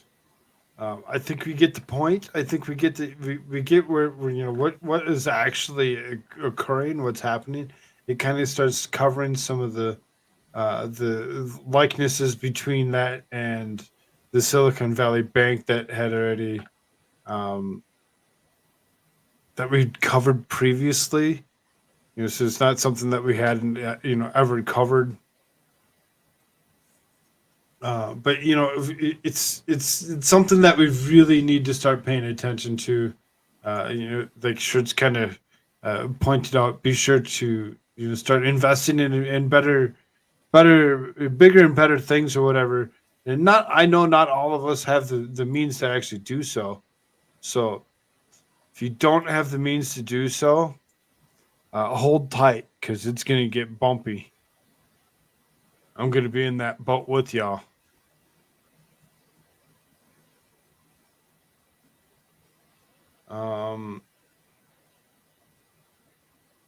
Where would you like to go next? You want to talk about the balloon? The balloon? Or do you want to talk about like Vice preparing to file for bankruptcy? Or does that even matter? Vice for bankruptcy. Seriously, Vice is preparing to file for bankruptcy. So Vice newspapers, whatever, the Vice media, companies valued at like $5.7 billion is reportedly prepared to file for bankruptcy in these coming weeks. So some leftist media sources going away. BuzzFeed's going away too. So Vice and BuzzFeed are kaput, which I say good riddance, and it couldn't have happened any sooner. Right. Like,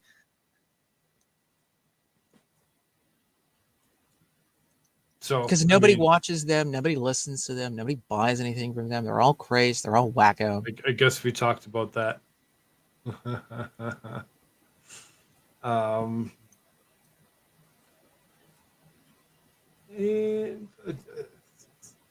You see the multitude of articles there, right? Oh, Charlemagne wants to know if you're going to bring snacks for the boat that you were talking about earlier. Snacks for the boat? Yeah, like to hang on for the bumpy ride, and the waves and everything. Are you going to be in the boat with me? Because that would dictate the type of snacks.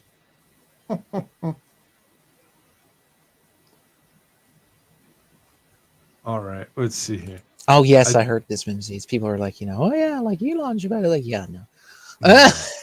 Something's kind of important that that had occurred. So this is Illinois dust storm live. First victim identified after 6 were unalived and 37 others were injured in a 72 vehicle pileup on I-55. This is the first victim has been identified after the dust storm caused a 72 vehicle pileup on I-55 in Springfield, Illinois. The massive pileup occurred during a dust storm with low visibility on Monday morning. 6 victims were killed, while 37 were taken to a hospital with injuries ranging from minor to life-threatening. And those hurt are 2 80-year-old Illinois State Police said in a statement. So there were 2 80-year-olds that were actually injured. So now, that's crazy. There was video in this one. It's not there. There's a bigger video. Independent. Oh my. Huge dust storm. Can't see more than, 50 feet in front of your face. I mean, how does that even happen? Like, they must have like severe drought well, see, and that's exactly what it in is. Illinois. It's in this is in Illinois. So this is dust coming off of plowed fields. So it's like heavy winds come through the area and create these dust storms. We call them dust storms here in the United States. Outside of the United States, apparently they call them haboobs. We don't call them Boobs. haboobs. So very large dust storm creating damage where it actually unalived a couple people, causing this massive accident. I couldn't imagine driving through an area and you just be like caught up in this dust. But yeah, I did do the looking around, do the research on it or whatever to actually get why it actually what started it, and it was the freshly plowed fields because you're coming into the season, freshly plowed fields, and you got lots of high winds causing this dust storm. Um, kind of interesting. Kind of interesting when you think about it. No, not interesting to you. Yes, haboobs. Haboobs are great. Well, you know. No.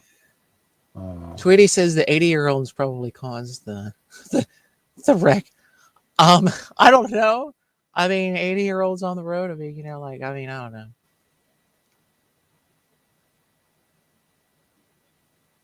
I mean, there's a lot of high functioning elderly people. They don't always cause everything. Wow, I actually had a couple articles that were older than stuff that we had already covered last time. That I dumped my. Let's see. Let's do this one. This is kind of interesting. You might have a thought or two about it. Maybe not. Who knows? 7th graders sent home for wearing their only two genders T-shirt takes school officials to task. And that's something. A middle school student who says he is sent home for wearing a T-shirt that said there are only two genders bravely, brilliantly, and bluntly addressed the matter at the Middleborough Public Schools Committee meeting. I never thought that the shirt I wore to school would lead me to speak with you today, 12-year-old Liam Morrison said, having lowered the microphone to deliver his statement. Young Liam is 7th grader in Nichols Middle School in Middleborough, Massachusetts. Fox News Digital reported. Liam explained that he was taken out of a gym class in March for what turned out to be a very uncomfortable talk. He said two adults told him the shirt he was wearing was making people feel unsafe and that he would have to remove it to return to class. The preteen said that though he was told he was not in trouble, he felt like he was. When he said he did not want to remove the shirt, school officials called his father to pick him up, according to Liam's account. Thankfully, my dad supported my decisions, Liam said. What did my shirt say? 5 simple words. There are only two genders. Nothing harmful, nothing threatening, just a statement I believe to be a fact. Then Liam got to the heart of the matter, and the young, bespectacled gentleman held nothing back. I was told that my shirt was targeting a protected class. Who is this protected class? Are their feelings more important than my rights? Liam said he didn't complain when he saw diversity posters and pride flags in the school because others have rights to their beliefs just as I do. Liam said no student or staff told him they were bothered by what he was wearing. To the contrary, he said some students said they supported him and wanted a similar t shirt. Despite being told his shirt was a disruption to learning, Liam said no one stormed out of the class or burst into tears. I experience disruptions in my learning every day. Kids acting out in class are a disruption, yet nothing is done. Why do rules apply to one but not another? I feel like these adults are telling me it wasn't okay for me to have an opposing view. Their arguments were weak, in my opinion, Liam said, briefly looking up from his paper, directing his gaze at the adult on stage. I have learned a lot in this experience. I've learned that adults don't always do the right thing or make the right decision. I know I have the right to wear a shirt with those 5 words, even at 12 years old. I have my own political opinions, and I have the right to express those opinions, even at school. These rights are called the First Amendment to the Constitution. I hope you will speak up for the rest of us as we can express ourselves without being pulled out of class. Liam concluded, thanking the committee for its time. Watch 12-year-old Liam Morrison address the Middleborough Public Schools Committee, and it's amazing. Oh, it's a 2-hour video. I'm not watching 2 hours video. I think it was.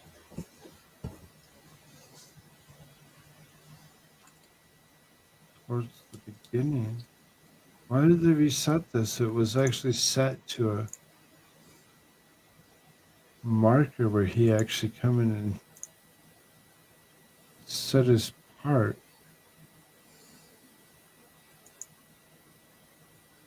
Oh, that sucks.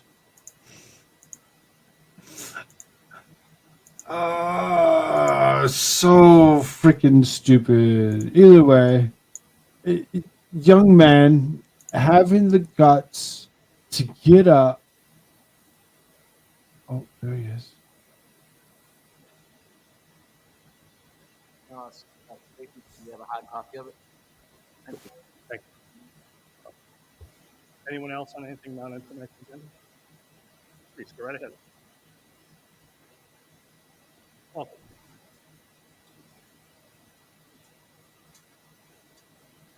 Hello.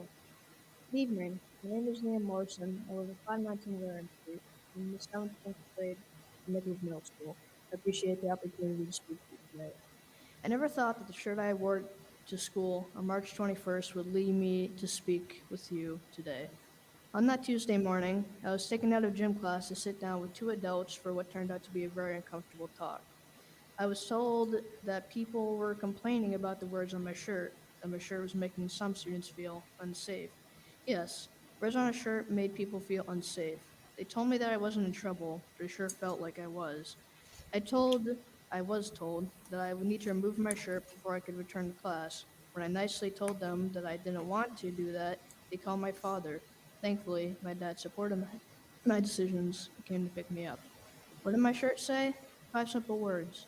There are only 2 genders. Nothing harmful, nothing threatening, just a statement I believe to be a fact.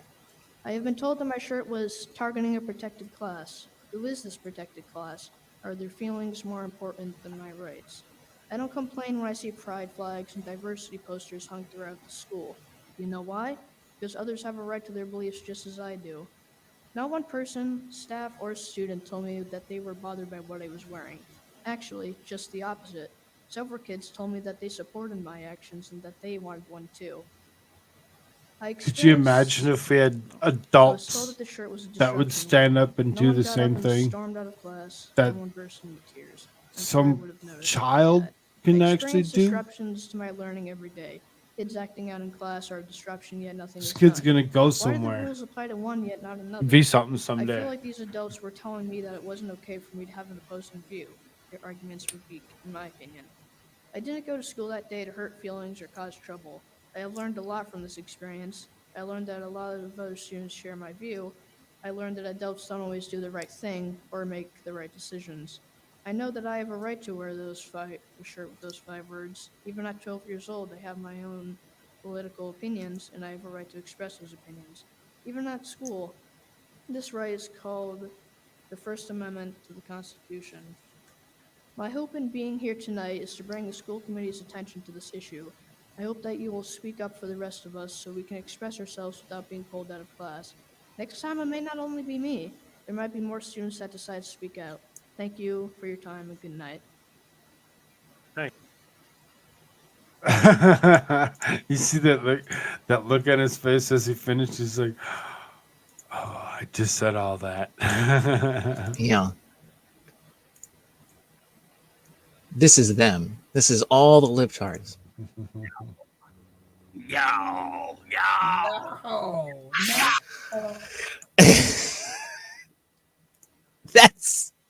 That's their response to all of that.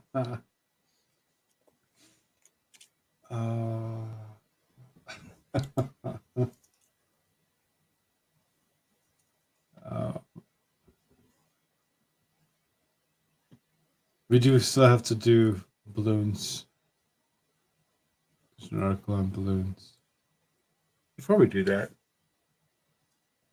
Let's Go Brandon Sweatshirts gets 2 students in trouble, but they're fighting back.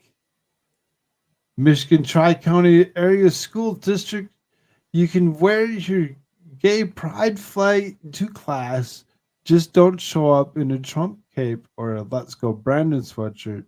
2 boys found out the hard way when the assistant principal and a teacher at their school ordered them to take theirs off because they violated dress code. It reminds me of a familiar story I wrote in November 2022 about Connecticut's Trinity College. Now the boys are suing for viewpoint discrimination with help from the nonpartisan nonprofit organization Foundation for Individual Rights and Expressions, said foundation attorney.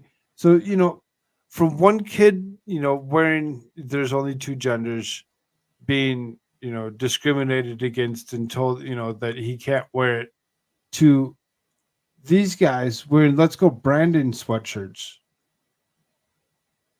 It just doesn't make any sense or equate in any way, shape, or form that it's okay for people to, wear their, flags and their whatever, their rainbows and their what, because for whatever reason they get to say that the rainbow's theirs. It just the whole thing is ridiculous bullshit. And Yes, like the rainbow in the sky that's a naturally occurring thing is like that is now our thing. Like it's a thing of nature. It's like, no, it's ours because we're crazy wackos. We're insane freaks. Right? So this is criticism of the president of the court political speech protected by the First Amendment. Whether it's the Biden sticker or Let's Go Brandon sweatshirt or gray pride t-shirt, schools can pick and choose which political beliefs students can express, which is ridiculous. It's the most ridiculous thing in the fucking world. You shouldn't have the right to pick and choose what somebody else thinks and believes. If they want to wear a shirt, they want to wear something, that's what it should be. Thanks for that, Koolfrogg. Finding something positive. Yeah, I try finding different things, as much different, stuff as I possibly can to create these shows. I don't like to do just 1 or 2 topics and try running the show just off of that. Sometimes it just don't work. That about sums it up. The Brandon expression went viral after October 2020 NASCAR Talladega Super Speedway. Alabama won in Alabama, one by Brandon Brown, was being interviewed in camera, and the crowd starts chanting fuck Joe Biden," like they did, and not "Let's go, Brandon." But they went ahead and so it's like they show that clip. The two students are and Fire argued that the school district has shown political favoritism in the past. Even though the political slogan is widely used, multiple members of Congress used it during floor speeches. An assistant principal and teacher ordered the boys to remove the sweatshirts. However, administrators allowed students to wear apparel and other political messages, including gay pride themed hoodies. The incident is part of a pattern of political favoritism by the school district. When the school district relaxed the dress code for field day, a school administrator ordered a student to stop wearing a Trump flag as a cape, but permitted other students to wear gay pride flags in the same manner. So I mean, the hypocrisies is everything when it comes down to it. They also argue in the statement is not vulgar. The school district is wrongly relying on the policy that prohibits profane clothing to censor this particular message. But Fire's lawsuit argues that ordering the student to remove the Let's Go Brandon sweatshirts violates the First Amendment. The slogan exists as a way to express an anti Biden message without using profanity, explained Fitzpatrick. A public school district cannot censor speech just because it may cause someone to think about a swear word. I mean, I guess. Does it make you think of a swear word when I say "Let's go, Brandon"? I mean, it might. You never know. Okay, just wanted to clear that up. I mean, but like that's the dumb thing, right? It's like, well, you're making people think of possibly using a swear word if we can't have like, oh, shut up. Shut up. Like, for God's sake. I mean, that's just like, the whole thing we're talking about, the evening with like, the was it last evening we're talking about in the Discord? I forget now.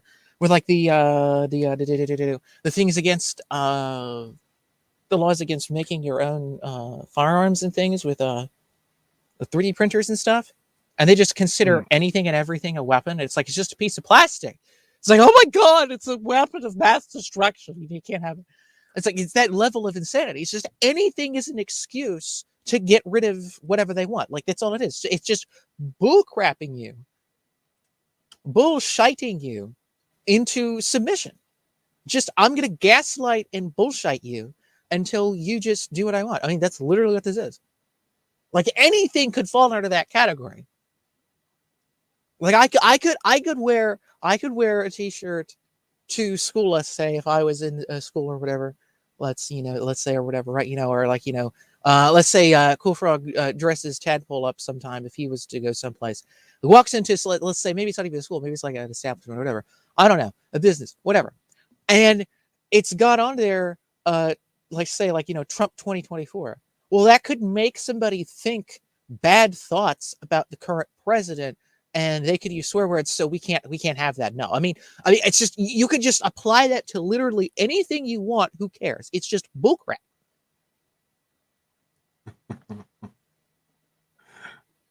When in reality, says rainbow flags make people think of scissoring and human centipedes.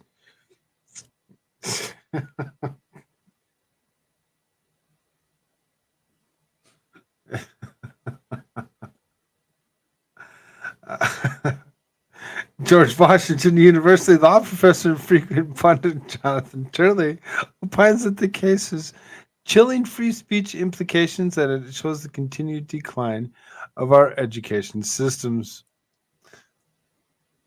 Emphasis mine.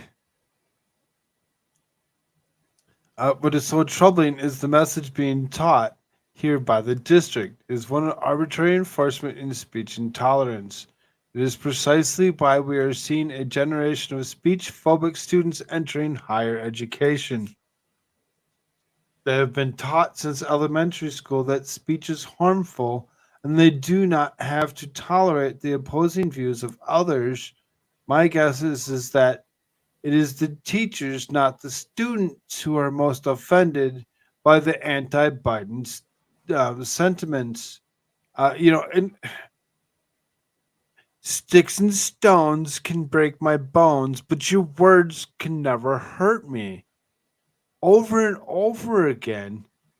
If you haven't been taught that as a child, I really feel bad for you, because you're gonna grow up thinking that these words are gonna destroy you and they're just gonna make you so weak. No, they're not. They're not taking away your voice. They're not taking away your free speech.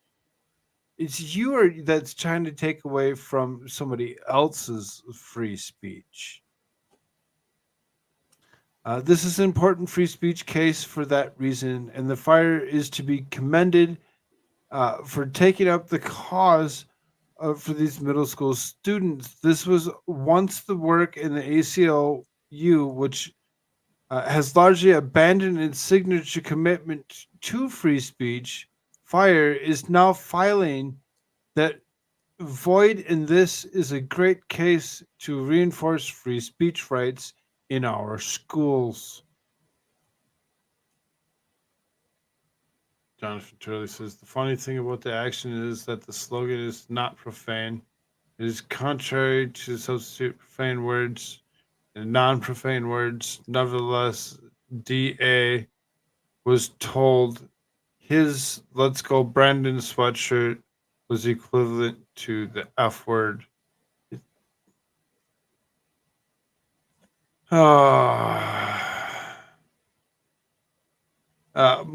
Most kids would just walk away from the situation like this, but not these two. They're fighting back. America needs more students like these. Yes, they do. They need more students like this. More students that are actually going to stand up to the bullshit, like the young man that stood up and actually, read his thing off in front of the school board, telling them how he felt about the shirt that he was wearing that said 3 simple words or 5 simple words. I'm pulling Joe Biden. Hi. Yeah, truck tunes. That's a request. That's not anything else but a request asking me to actually go assist him. Let me start off with 2 words. Made in America. Thank you, AmericaShirts, for listening to me. I need to actually stand up for the moment. You're up, dude. Let's be clear.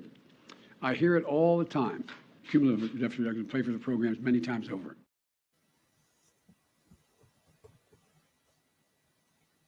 Let's go, Brandon. So let's continue here, shall we? Let's see. We learned that one.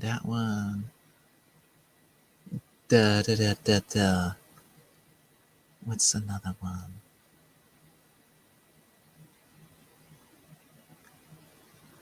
Oh, that no. We already did that one.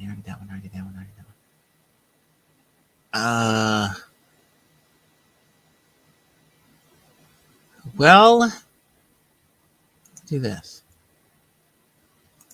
Why don't we do a little bit of this here? Pull this up.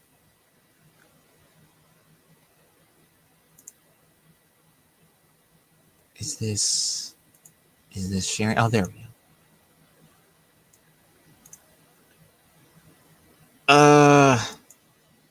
No, go away.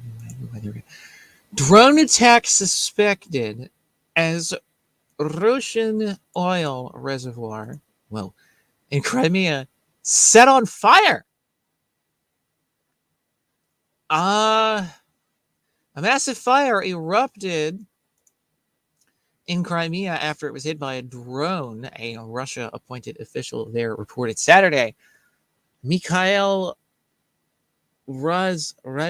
Rezvozhaev, I don't know how you say that in Ruski, the Moscow installed governor of the Black Sea Peninsula port city of Sevastopol.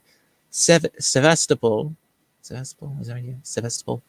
Posted videos, which is in the Crimean area. Posted videos and the photos of the blaze on his Telegram channel. There's a lot of people, for the Russians that have Telegram channels that post things, you know, people can look at as well. Razovev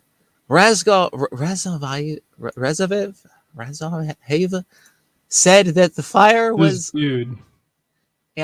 said the fire was assigned was assigned What? the highest ranking in No. terms of how Hold on. Oh. This article. This is. I've read this article. You already read this earlier? Yes, this is. I told you there's like 3 or 4 articles at the very bottom that were from previous show. Oh, That was from because I was previous about to show. say, because I was thinking there for a second. I was like, well, I mean, I Yeah, didn't. that I one was didn't from know. previous show. Sorry about that. Where's then? Let's do the Do the military balloon. Oh yeah, what the heck is that? That one needs to be done. It's a PM one.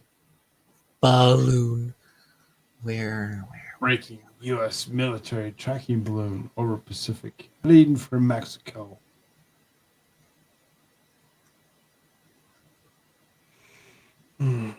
Let's see the article. Oh shit! He says. See that one. We already did that one. That one. No. It's in there. It's in there, but here, we'll send it to you again. That one needs to be done anyway, because that's the other one. That's Oh, the balloons. banks and balloons. There we go. Boom. Go and free. Yeah, hold on. Breaking U.S. military tracking. If I can get all these advertisements on my screen so I can actually read. U.S. military tracking balloon over Pacific heading for Mexico.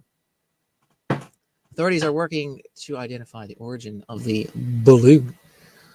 The U.S. military is tracking a balloon that flew over Hawaii with officials stating that exactly what it is or who it belongs to has not yet been confirmed.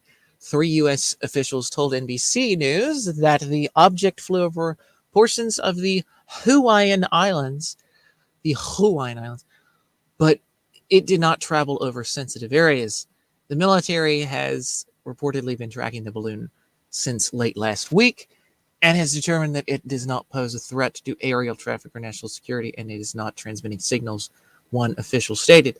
The official added that it is currently unclear if the object is a weather balloon or something else, adding that the U.S. could still decide to shoot the balloon down if it reaches land. Yeah, it's probably some like alien, alien aircraft that from like an alien mothership that's coming to invade planet Earth because we haven't created a new world order. So what we need, so they totally, I mean, we need to like consolidate all power and authority to several few, and then the aliens won't be so mad at us. You see, because that's what we're gonna do here. Because UFOs and oh my god. The official added that it is clearly unclear. The object is weather balloon. Oh yeah, I heard about that. The balloon is not believed to belong to the U.S., the official stated, and the authorities are working to identify the owner, which is probably some like college or something, who knows where, maybe, I don't know. The balloon reportedly does not have maneuverability and is currently heading towards Mexico. One Chinese spy balloon was shot off the coast of South Carolina earlier this year after it was allowed to travel across the continental United States. Another high-altitude balloon was shot over Canada, and another off the coast of Alaska during the same time frame. One senior Biden official previously stated that the Chinese balloon was able to gather intelligence from strategic U.S. military locations during its flight. Yeah, well, they don't really need that because they already have the whole freaking, like, I don't know, network of satellites and things. So yeah, there's another balloon floating around, and they're probably going to either blame an alien invasion or the Chi-Coms or something when either they put it up or some college or whatever. Or maybe it was from the Chinese, but it was like a balloon of some kind. But they're like, oh, there's no significant tracking abilities to it, whatever, this time, but we might still shoot it down. Like, I mean, it's just like spazzed out mode. I mean, can you like tell us one thing or another, definitive or not? No, we can't do that. We're just gonna hang everything up in the air and make it all like inconspicuous and be like, oh my God, we need more military funding because we have all these enemies, don't you know? Oh So my I God. see here it says from Winning Reality, when I checked in, I noticed that YouTube had unsubbed me today. I'm a mod and a member, and be sure that you're checking your friends' channels. Exactly. Check everybody's channels. I was unsubbed to Talking Trash Juice. Myself yesterday, I had to actually resub to her a day before or something. It really very confusing on why things would be unsubbed and who they're being unsubbed to.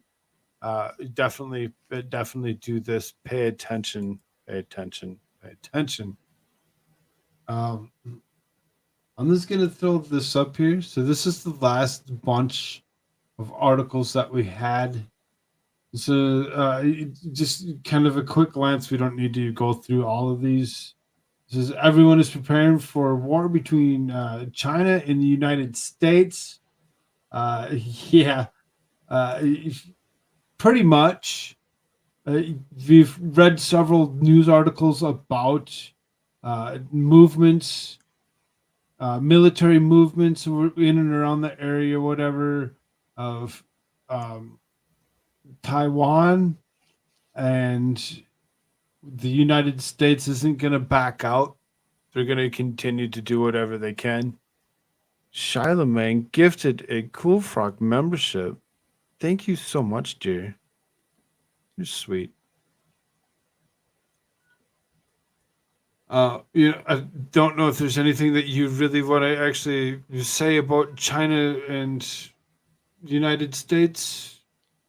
Anything I you'd mean, like? I've said this a million times. I really don't think that there's actually going to be anything. I think this is another sort of Cold War thing where they're going to tell us all that, oh my God, the Chi-Coms, oh my God, the Ruskies. And now the Ruskies, they'll actually try to do stuff with because Putin doesn't play ball. Xi Jinping has been playing ball thus far, but here recently with some things he hasn't. So it's going to be like this sort of Cold War type of thing where it's just like, yeah, we don't like Xi Jinping doing stuff, but hey, we still like their government. We install their government. Their government still is doing a lot of things that we like. The majority of it, like 80, 90% of it is what we like. So we're going to do this like Cold War type thing. We're going to put in all these Pentagon official people who are going to go crazy, who are like, oh my God, like, let's go to war here. Let's go to war there, whatever. And then they're going to spin everybody else in America out of control. But at a higher level, I really don't think that they're actually going to do this at all. Because it's just, I mean, it would defeat the whole purpose of everything they've already said. And Winning Reality has the question is, how long have we been hearing about war with China? Forever. I mean, about as long as you've been hearing about war with Russia. I mean, it's like when we were kids, we were scared that they were going to drop grizzly bears on us. Now we're looking at they're dropping Winnie the Poohs on us. We really, I mean, it's. Je must like Winnie the Pooh. No, it's seriously, it's been something for a long time. It really has. And they're just going to use it to like up the military industrial complex, our intelligence agencies, get more funding, all that kind of nonsense. And then they're just going to use it against us. I mean, that's what it's all about there, Here you go. So it says, forget the war on stoves. Here's what the left's coming for now. Leaf blowers. Yeah, the war on gas stoves is real. who have emerged victorious now. The left knows they can't bum rush the insane policy initiative to ban these kitchen appliances nationally. So they've rolled it out slowly in California. The courts blocked it, paving the way for legal challenges to strike down similar attempts to ban gas stoves nationwide. But that doesn't mean the environmental left has given up. Their end game is to ban the internal combustion engine, so they're moving on to other devices. Gas powered devices. Sorry, ladies, you got to put away those gas powered devices. Those will no longer work. While liberals try to destroy our kitchens, they've moved on to leaf blowers. No, I'm not kidding. Leaf blowers and lawnmowers could be the next items in the list to save Mother Earth. Another bad idea pitched by people who don't get that we're never going to revert to neo Paleolithic lifestyle. It's ridiculous. They're going after the combustion engine. That's pretty much what they're going to do. They're going to go after anything. Yes, this is the whole green agenda that is thing. gas Leave you powered. with nothing. All infrastructure has to be destroyed. You can't have any kind of very reliable and cheap energy. It all has to be cracked down, taken down. This is how they control. Like this is all part of the plan. Like all of this is connected. Cake says, I refuse to give up my portable gas-powered curling tongs. Yep. Curling tongs. Yes, curling tongs. I don't know what that is, but okay. Yeah, don't get rid of it. And he says, I mean, my Ryobi weed whacker is dope. Blower 2, maybe not a mower, though. Yeah, see, I mean, some of it, I mean, I can see, some of it getting turned into, electric powered stuff or whatever. But I'd be awfully pissed off if I was sitting out on a job and I got so far. Then all of a sudden I had to stop. I had to stop to plug myself in for the next 45 minutes before I could continue. Could you imagine? Could you imagine? All right. Rare unanimous Supreme Court slaps down Democrat attacks on Justice Thomas. In a rare move, the U.S. Supreme Court's 9 justices have spoken at one to rebuke the Democrats who have been accusing Clarence Thomas of major ethics violations. On Tuesday, a letter signed by all 9 justices was sent to the chairman of the Senate Judiciary Committee criticizing Democratic lawmakers for their ethics complaints against Thomas. The joint statement was issued in response to the Senate Judiciary Committee's call to propose new ethics legislation that would provide independent oversight of the High Court to Congress instead of the current General Code of Conduct for Justices in the United States Supreme Court. Senate Judiciary Committee Democrats have called for Clarence Thomas, along with Justice Neil Gorsuch, to testify before Congress over the alleged ethics scandal involving unreported gifts and financial earnings. Thomas was denied any wrongdoing, and critics of the proposal claim that the Democrats are targeting Thomas and Gorsuch in a politically motivated witch hunt because of their investments with conservatives, according to ABC 11. The justice's letter was in response to one sent by Chairman Richard Durbin and Chief Justice John Roberts requesting his appearance before the Senate Judiciary Committee on May 2nd to discuss the court's current ethics standards. May 2nd, that is today. Today. is when that is.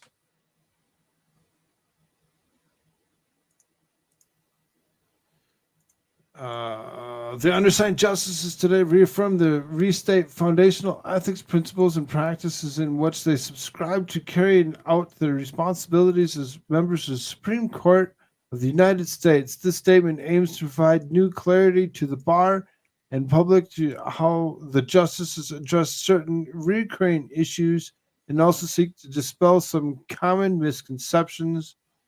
This is quite a lengthy article when it comes down to it. There's quite a few paragraphs left to go along with, this particular, subject or whatever. The main gist of it, when it comes down to it, is that the 9 justices, all 9 of them, signing this saying, no, stop going after him.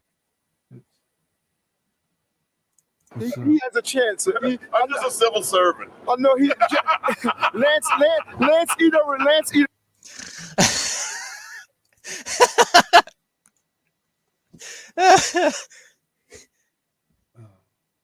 don't want to do this one.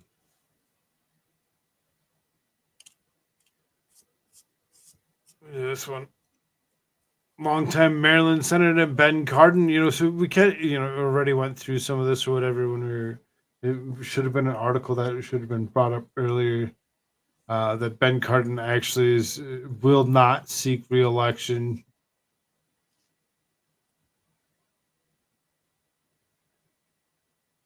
Fox's Bill Milligan delivers blow to the leftist narrative about Texas shooter. I think this one actually had video.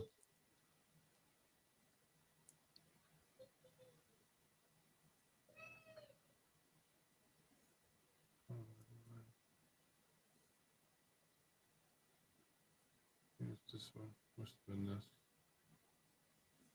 Yeah.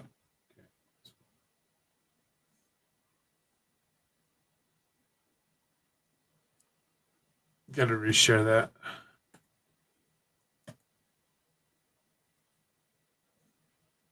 But wait, I thought we just talked about these things because us whiteys hate all these people. Oh wait, no, actually, no. Turns out it is the leftoids that are the ones that really don't give a flying hoot about literally anybody else but themselves.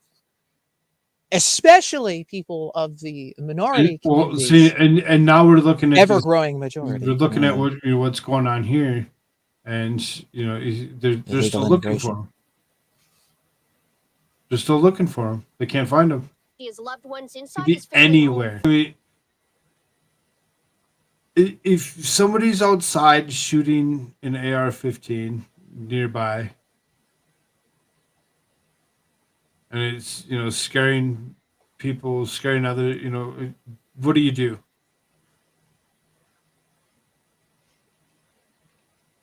Sure as hell, I'm not gonna go outside screaming and hollering to get you to stop.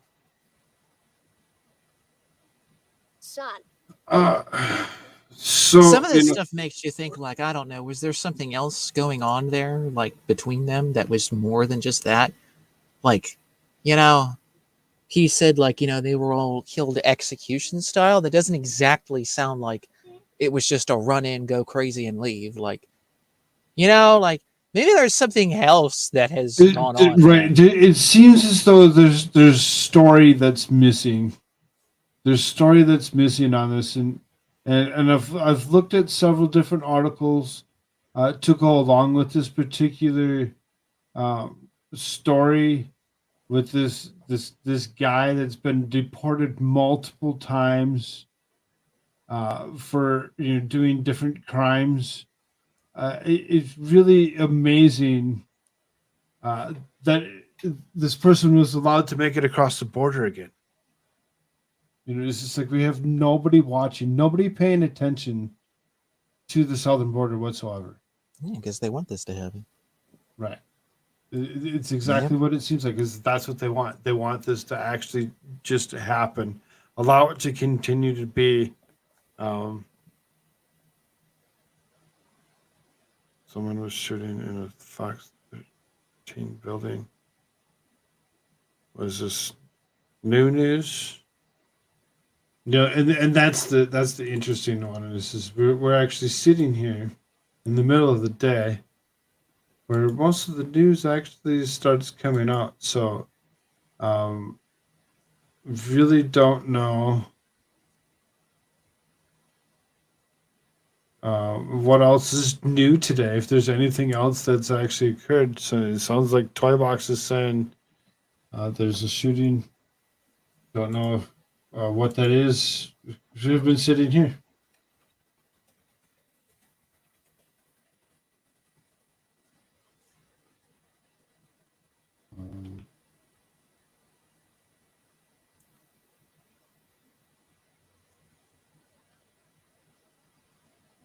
Two arrested in connection with Massachusetts house party.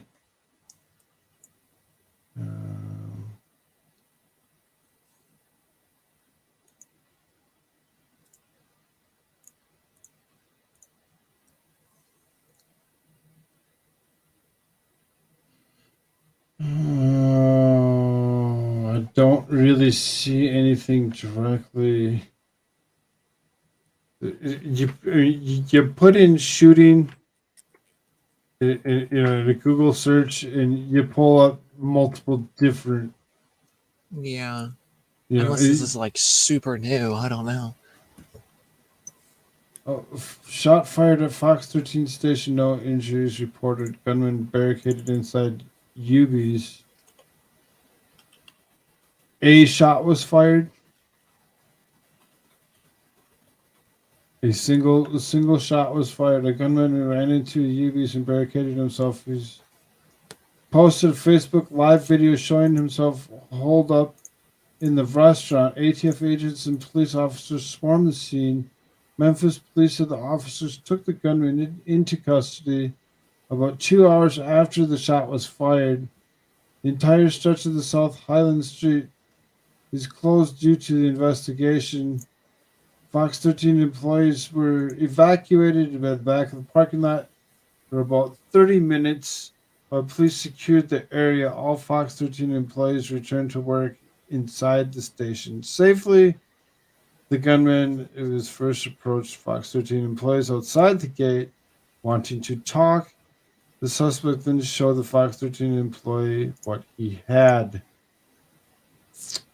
Nice. So they don't know the reason as to why? No reason. It's just wanted to have a conversation. yeah, here's a Twitter video of, it's not the shooting or anything, but like, this is them outside of the building, I guess. I just pulled it up. From this Twitter page, the Tennessee Holler. And I'm not going to play any audio because they're talking and stuff, but just to show, like, they're outside and got the place all blocked off and all that.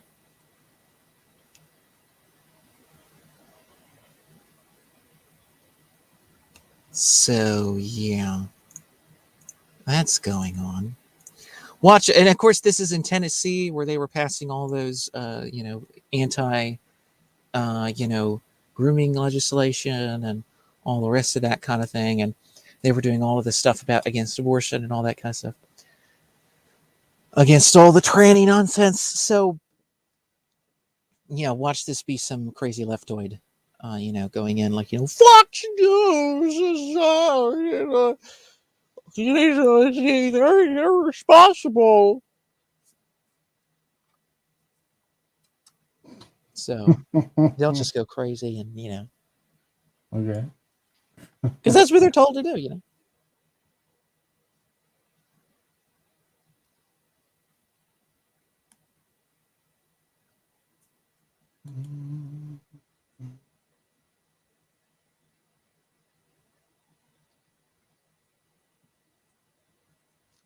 Anywho's. I don't know. Yeah. So, all that being said, thank you all so very, very much for joining us today. We had a good time. I thought that went very well. Make sure that you check out AmericaShirts.com. That is AmericaShirtsFirst.com. One of the most based t-shirts on the planet, ladies and gentlemen. You can get 15% off of any of those lovely t-shirts in the store by using the discount code of Koolfrogg Koolfrogg, to save 15%. Go check it out. We still got End the Fed, Abolish the FBI, Abolish the CIA, Abolish the DHS, and Abolish the ATF is coming very soonly. So be on the lookout for that as well. Also have plenty of other cool t-shirts over there that I have put up over the course of however long I've had the website now. So go check it out, ladies and gentlemen. And of course, if you haven't, make sure you check out Rumbles for both myself and America Shirts. We do both have Rumble channels. That Rumble channel that I see, that look like there's a good handful of you still watching. Please hit that thumbs up button on your way out. Thank you so much for doing that. If you haven't done so already, hit that like button over here on the YouTube side. 3 more to 20. Perfect. Let's do that real quick. That won't be hard. Mimsy says, thank you, Koolfrogg shirts and all. You're very, very welcome. Thank you for actually joining us today. Use code Winning Reality and you get absolutely zero of anything. There's not a code to be used for anything whatsoever. Don't believe him. It's not how that works. Thank you all so very, very much, though. And we'll see you tomorrow morning, myself, talking trash and truth for waking up. Now, the next time you see a Shtick with Koolfrogg, I don't know that exactly. I have to talk to this guy. See if he's interested in doing another one soon. See when he actually has the availabilities. Other than that, thank you so much. Yep. Fuck you and your New World Order. Oops. I don't know. Where did that come from? Really? That's what you wanted to end it on? Is that? Up yours, woke moralists. We'll see who cancels who.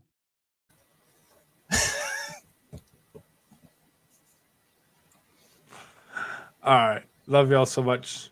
Later. Later, peeps.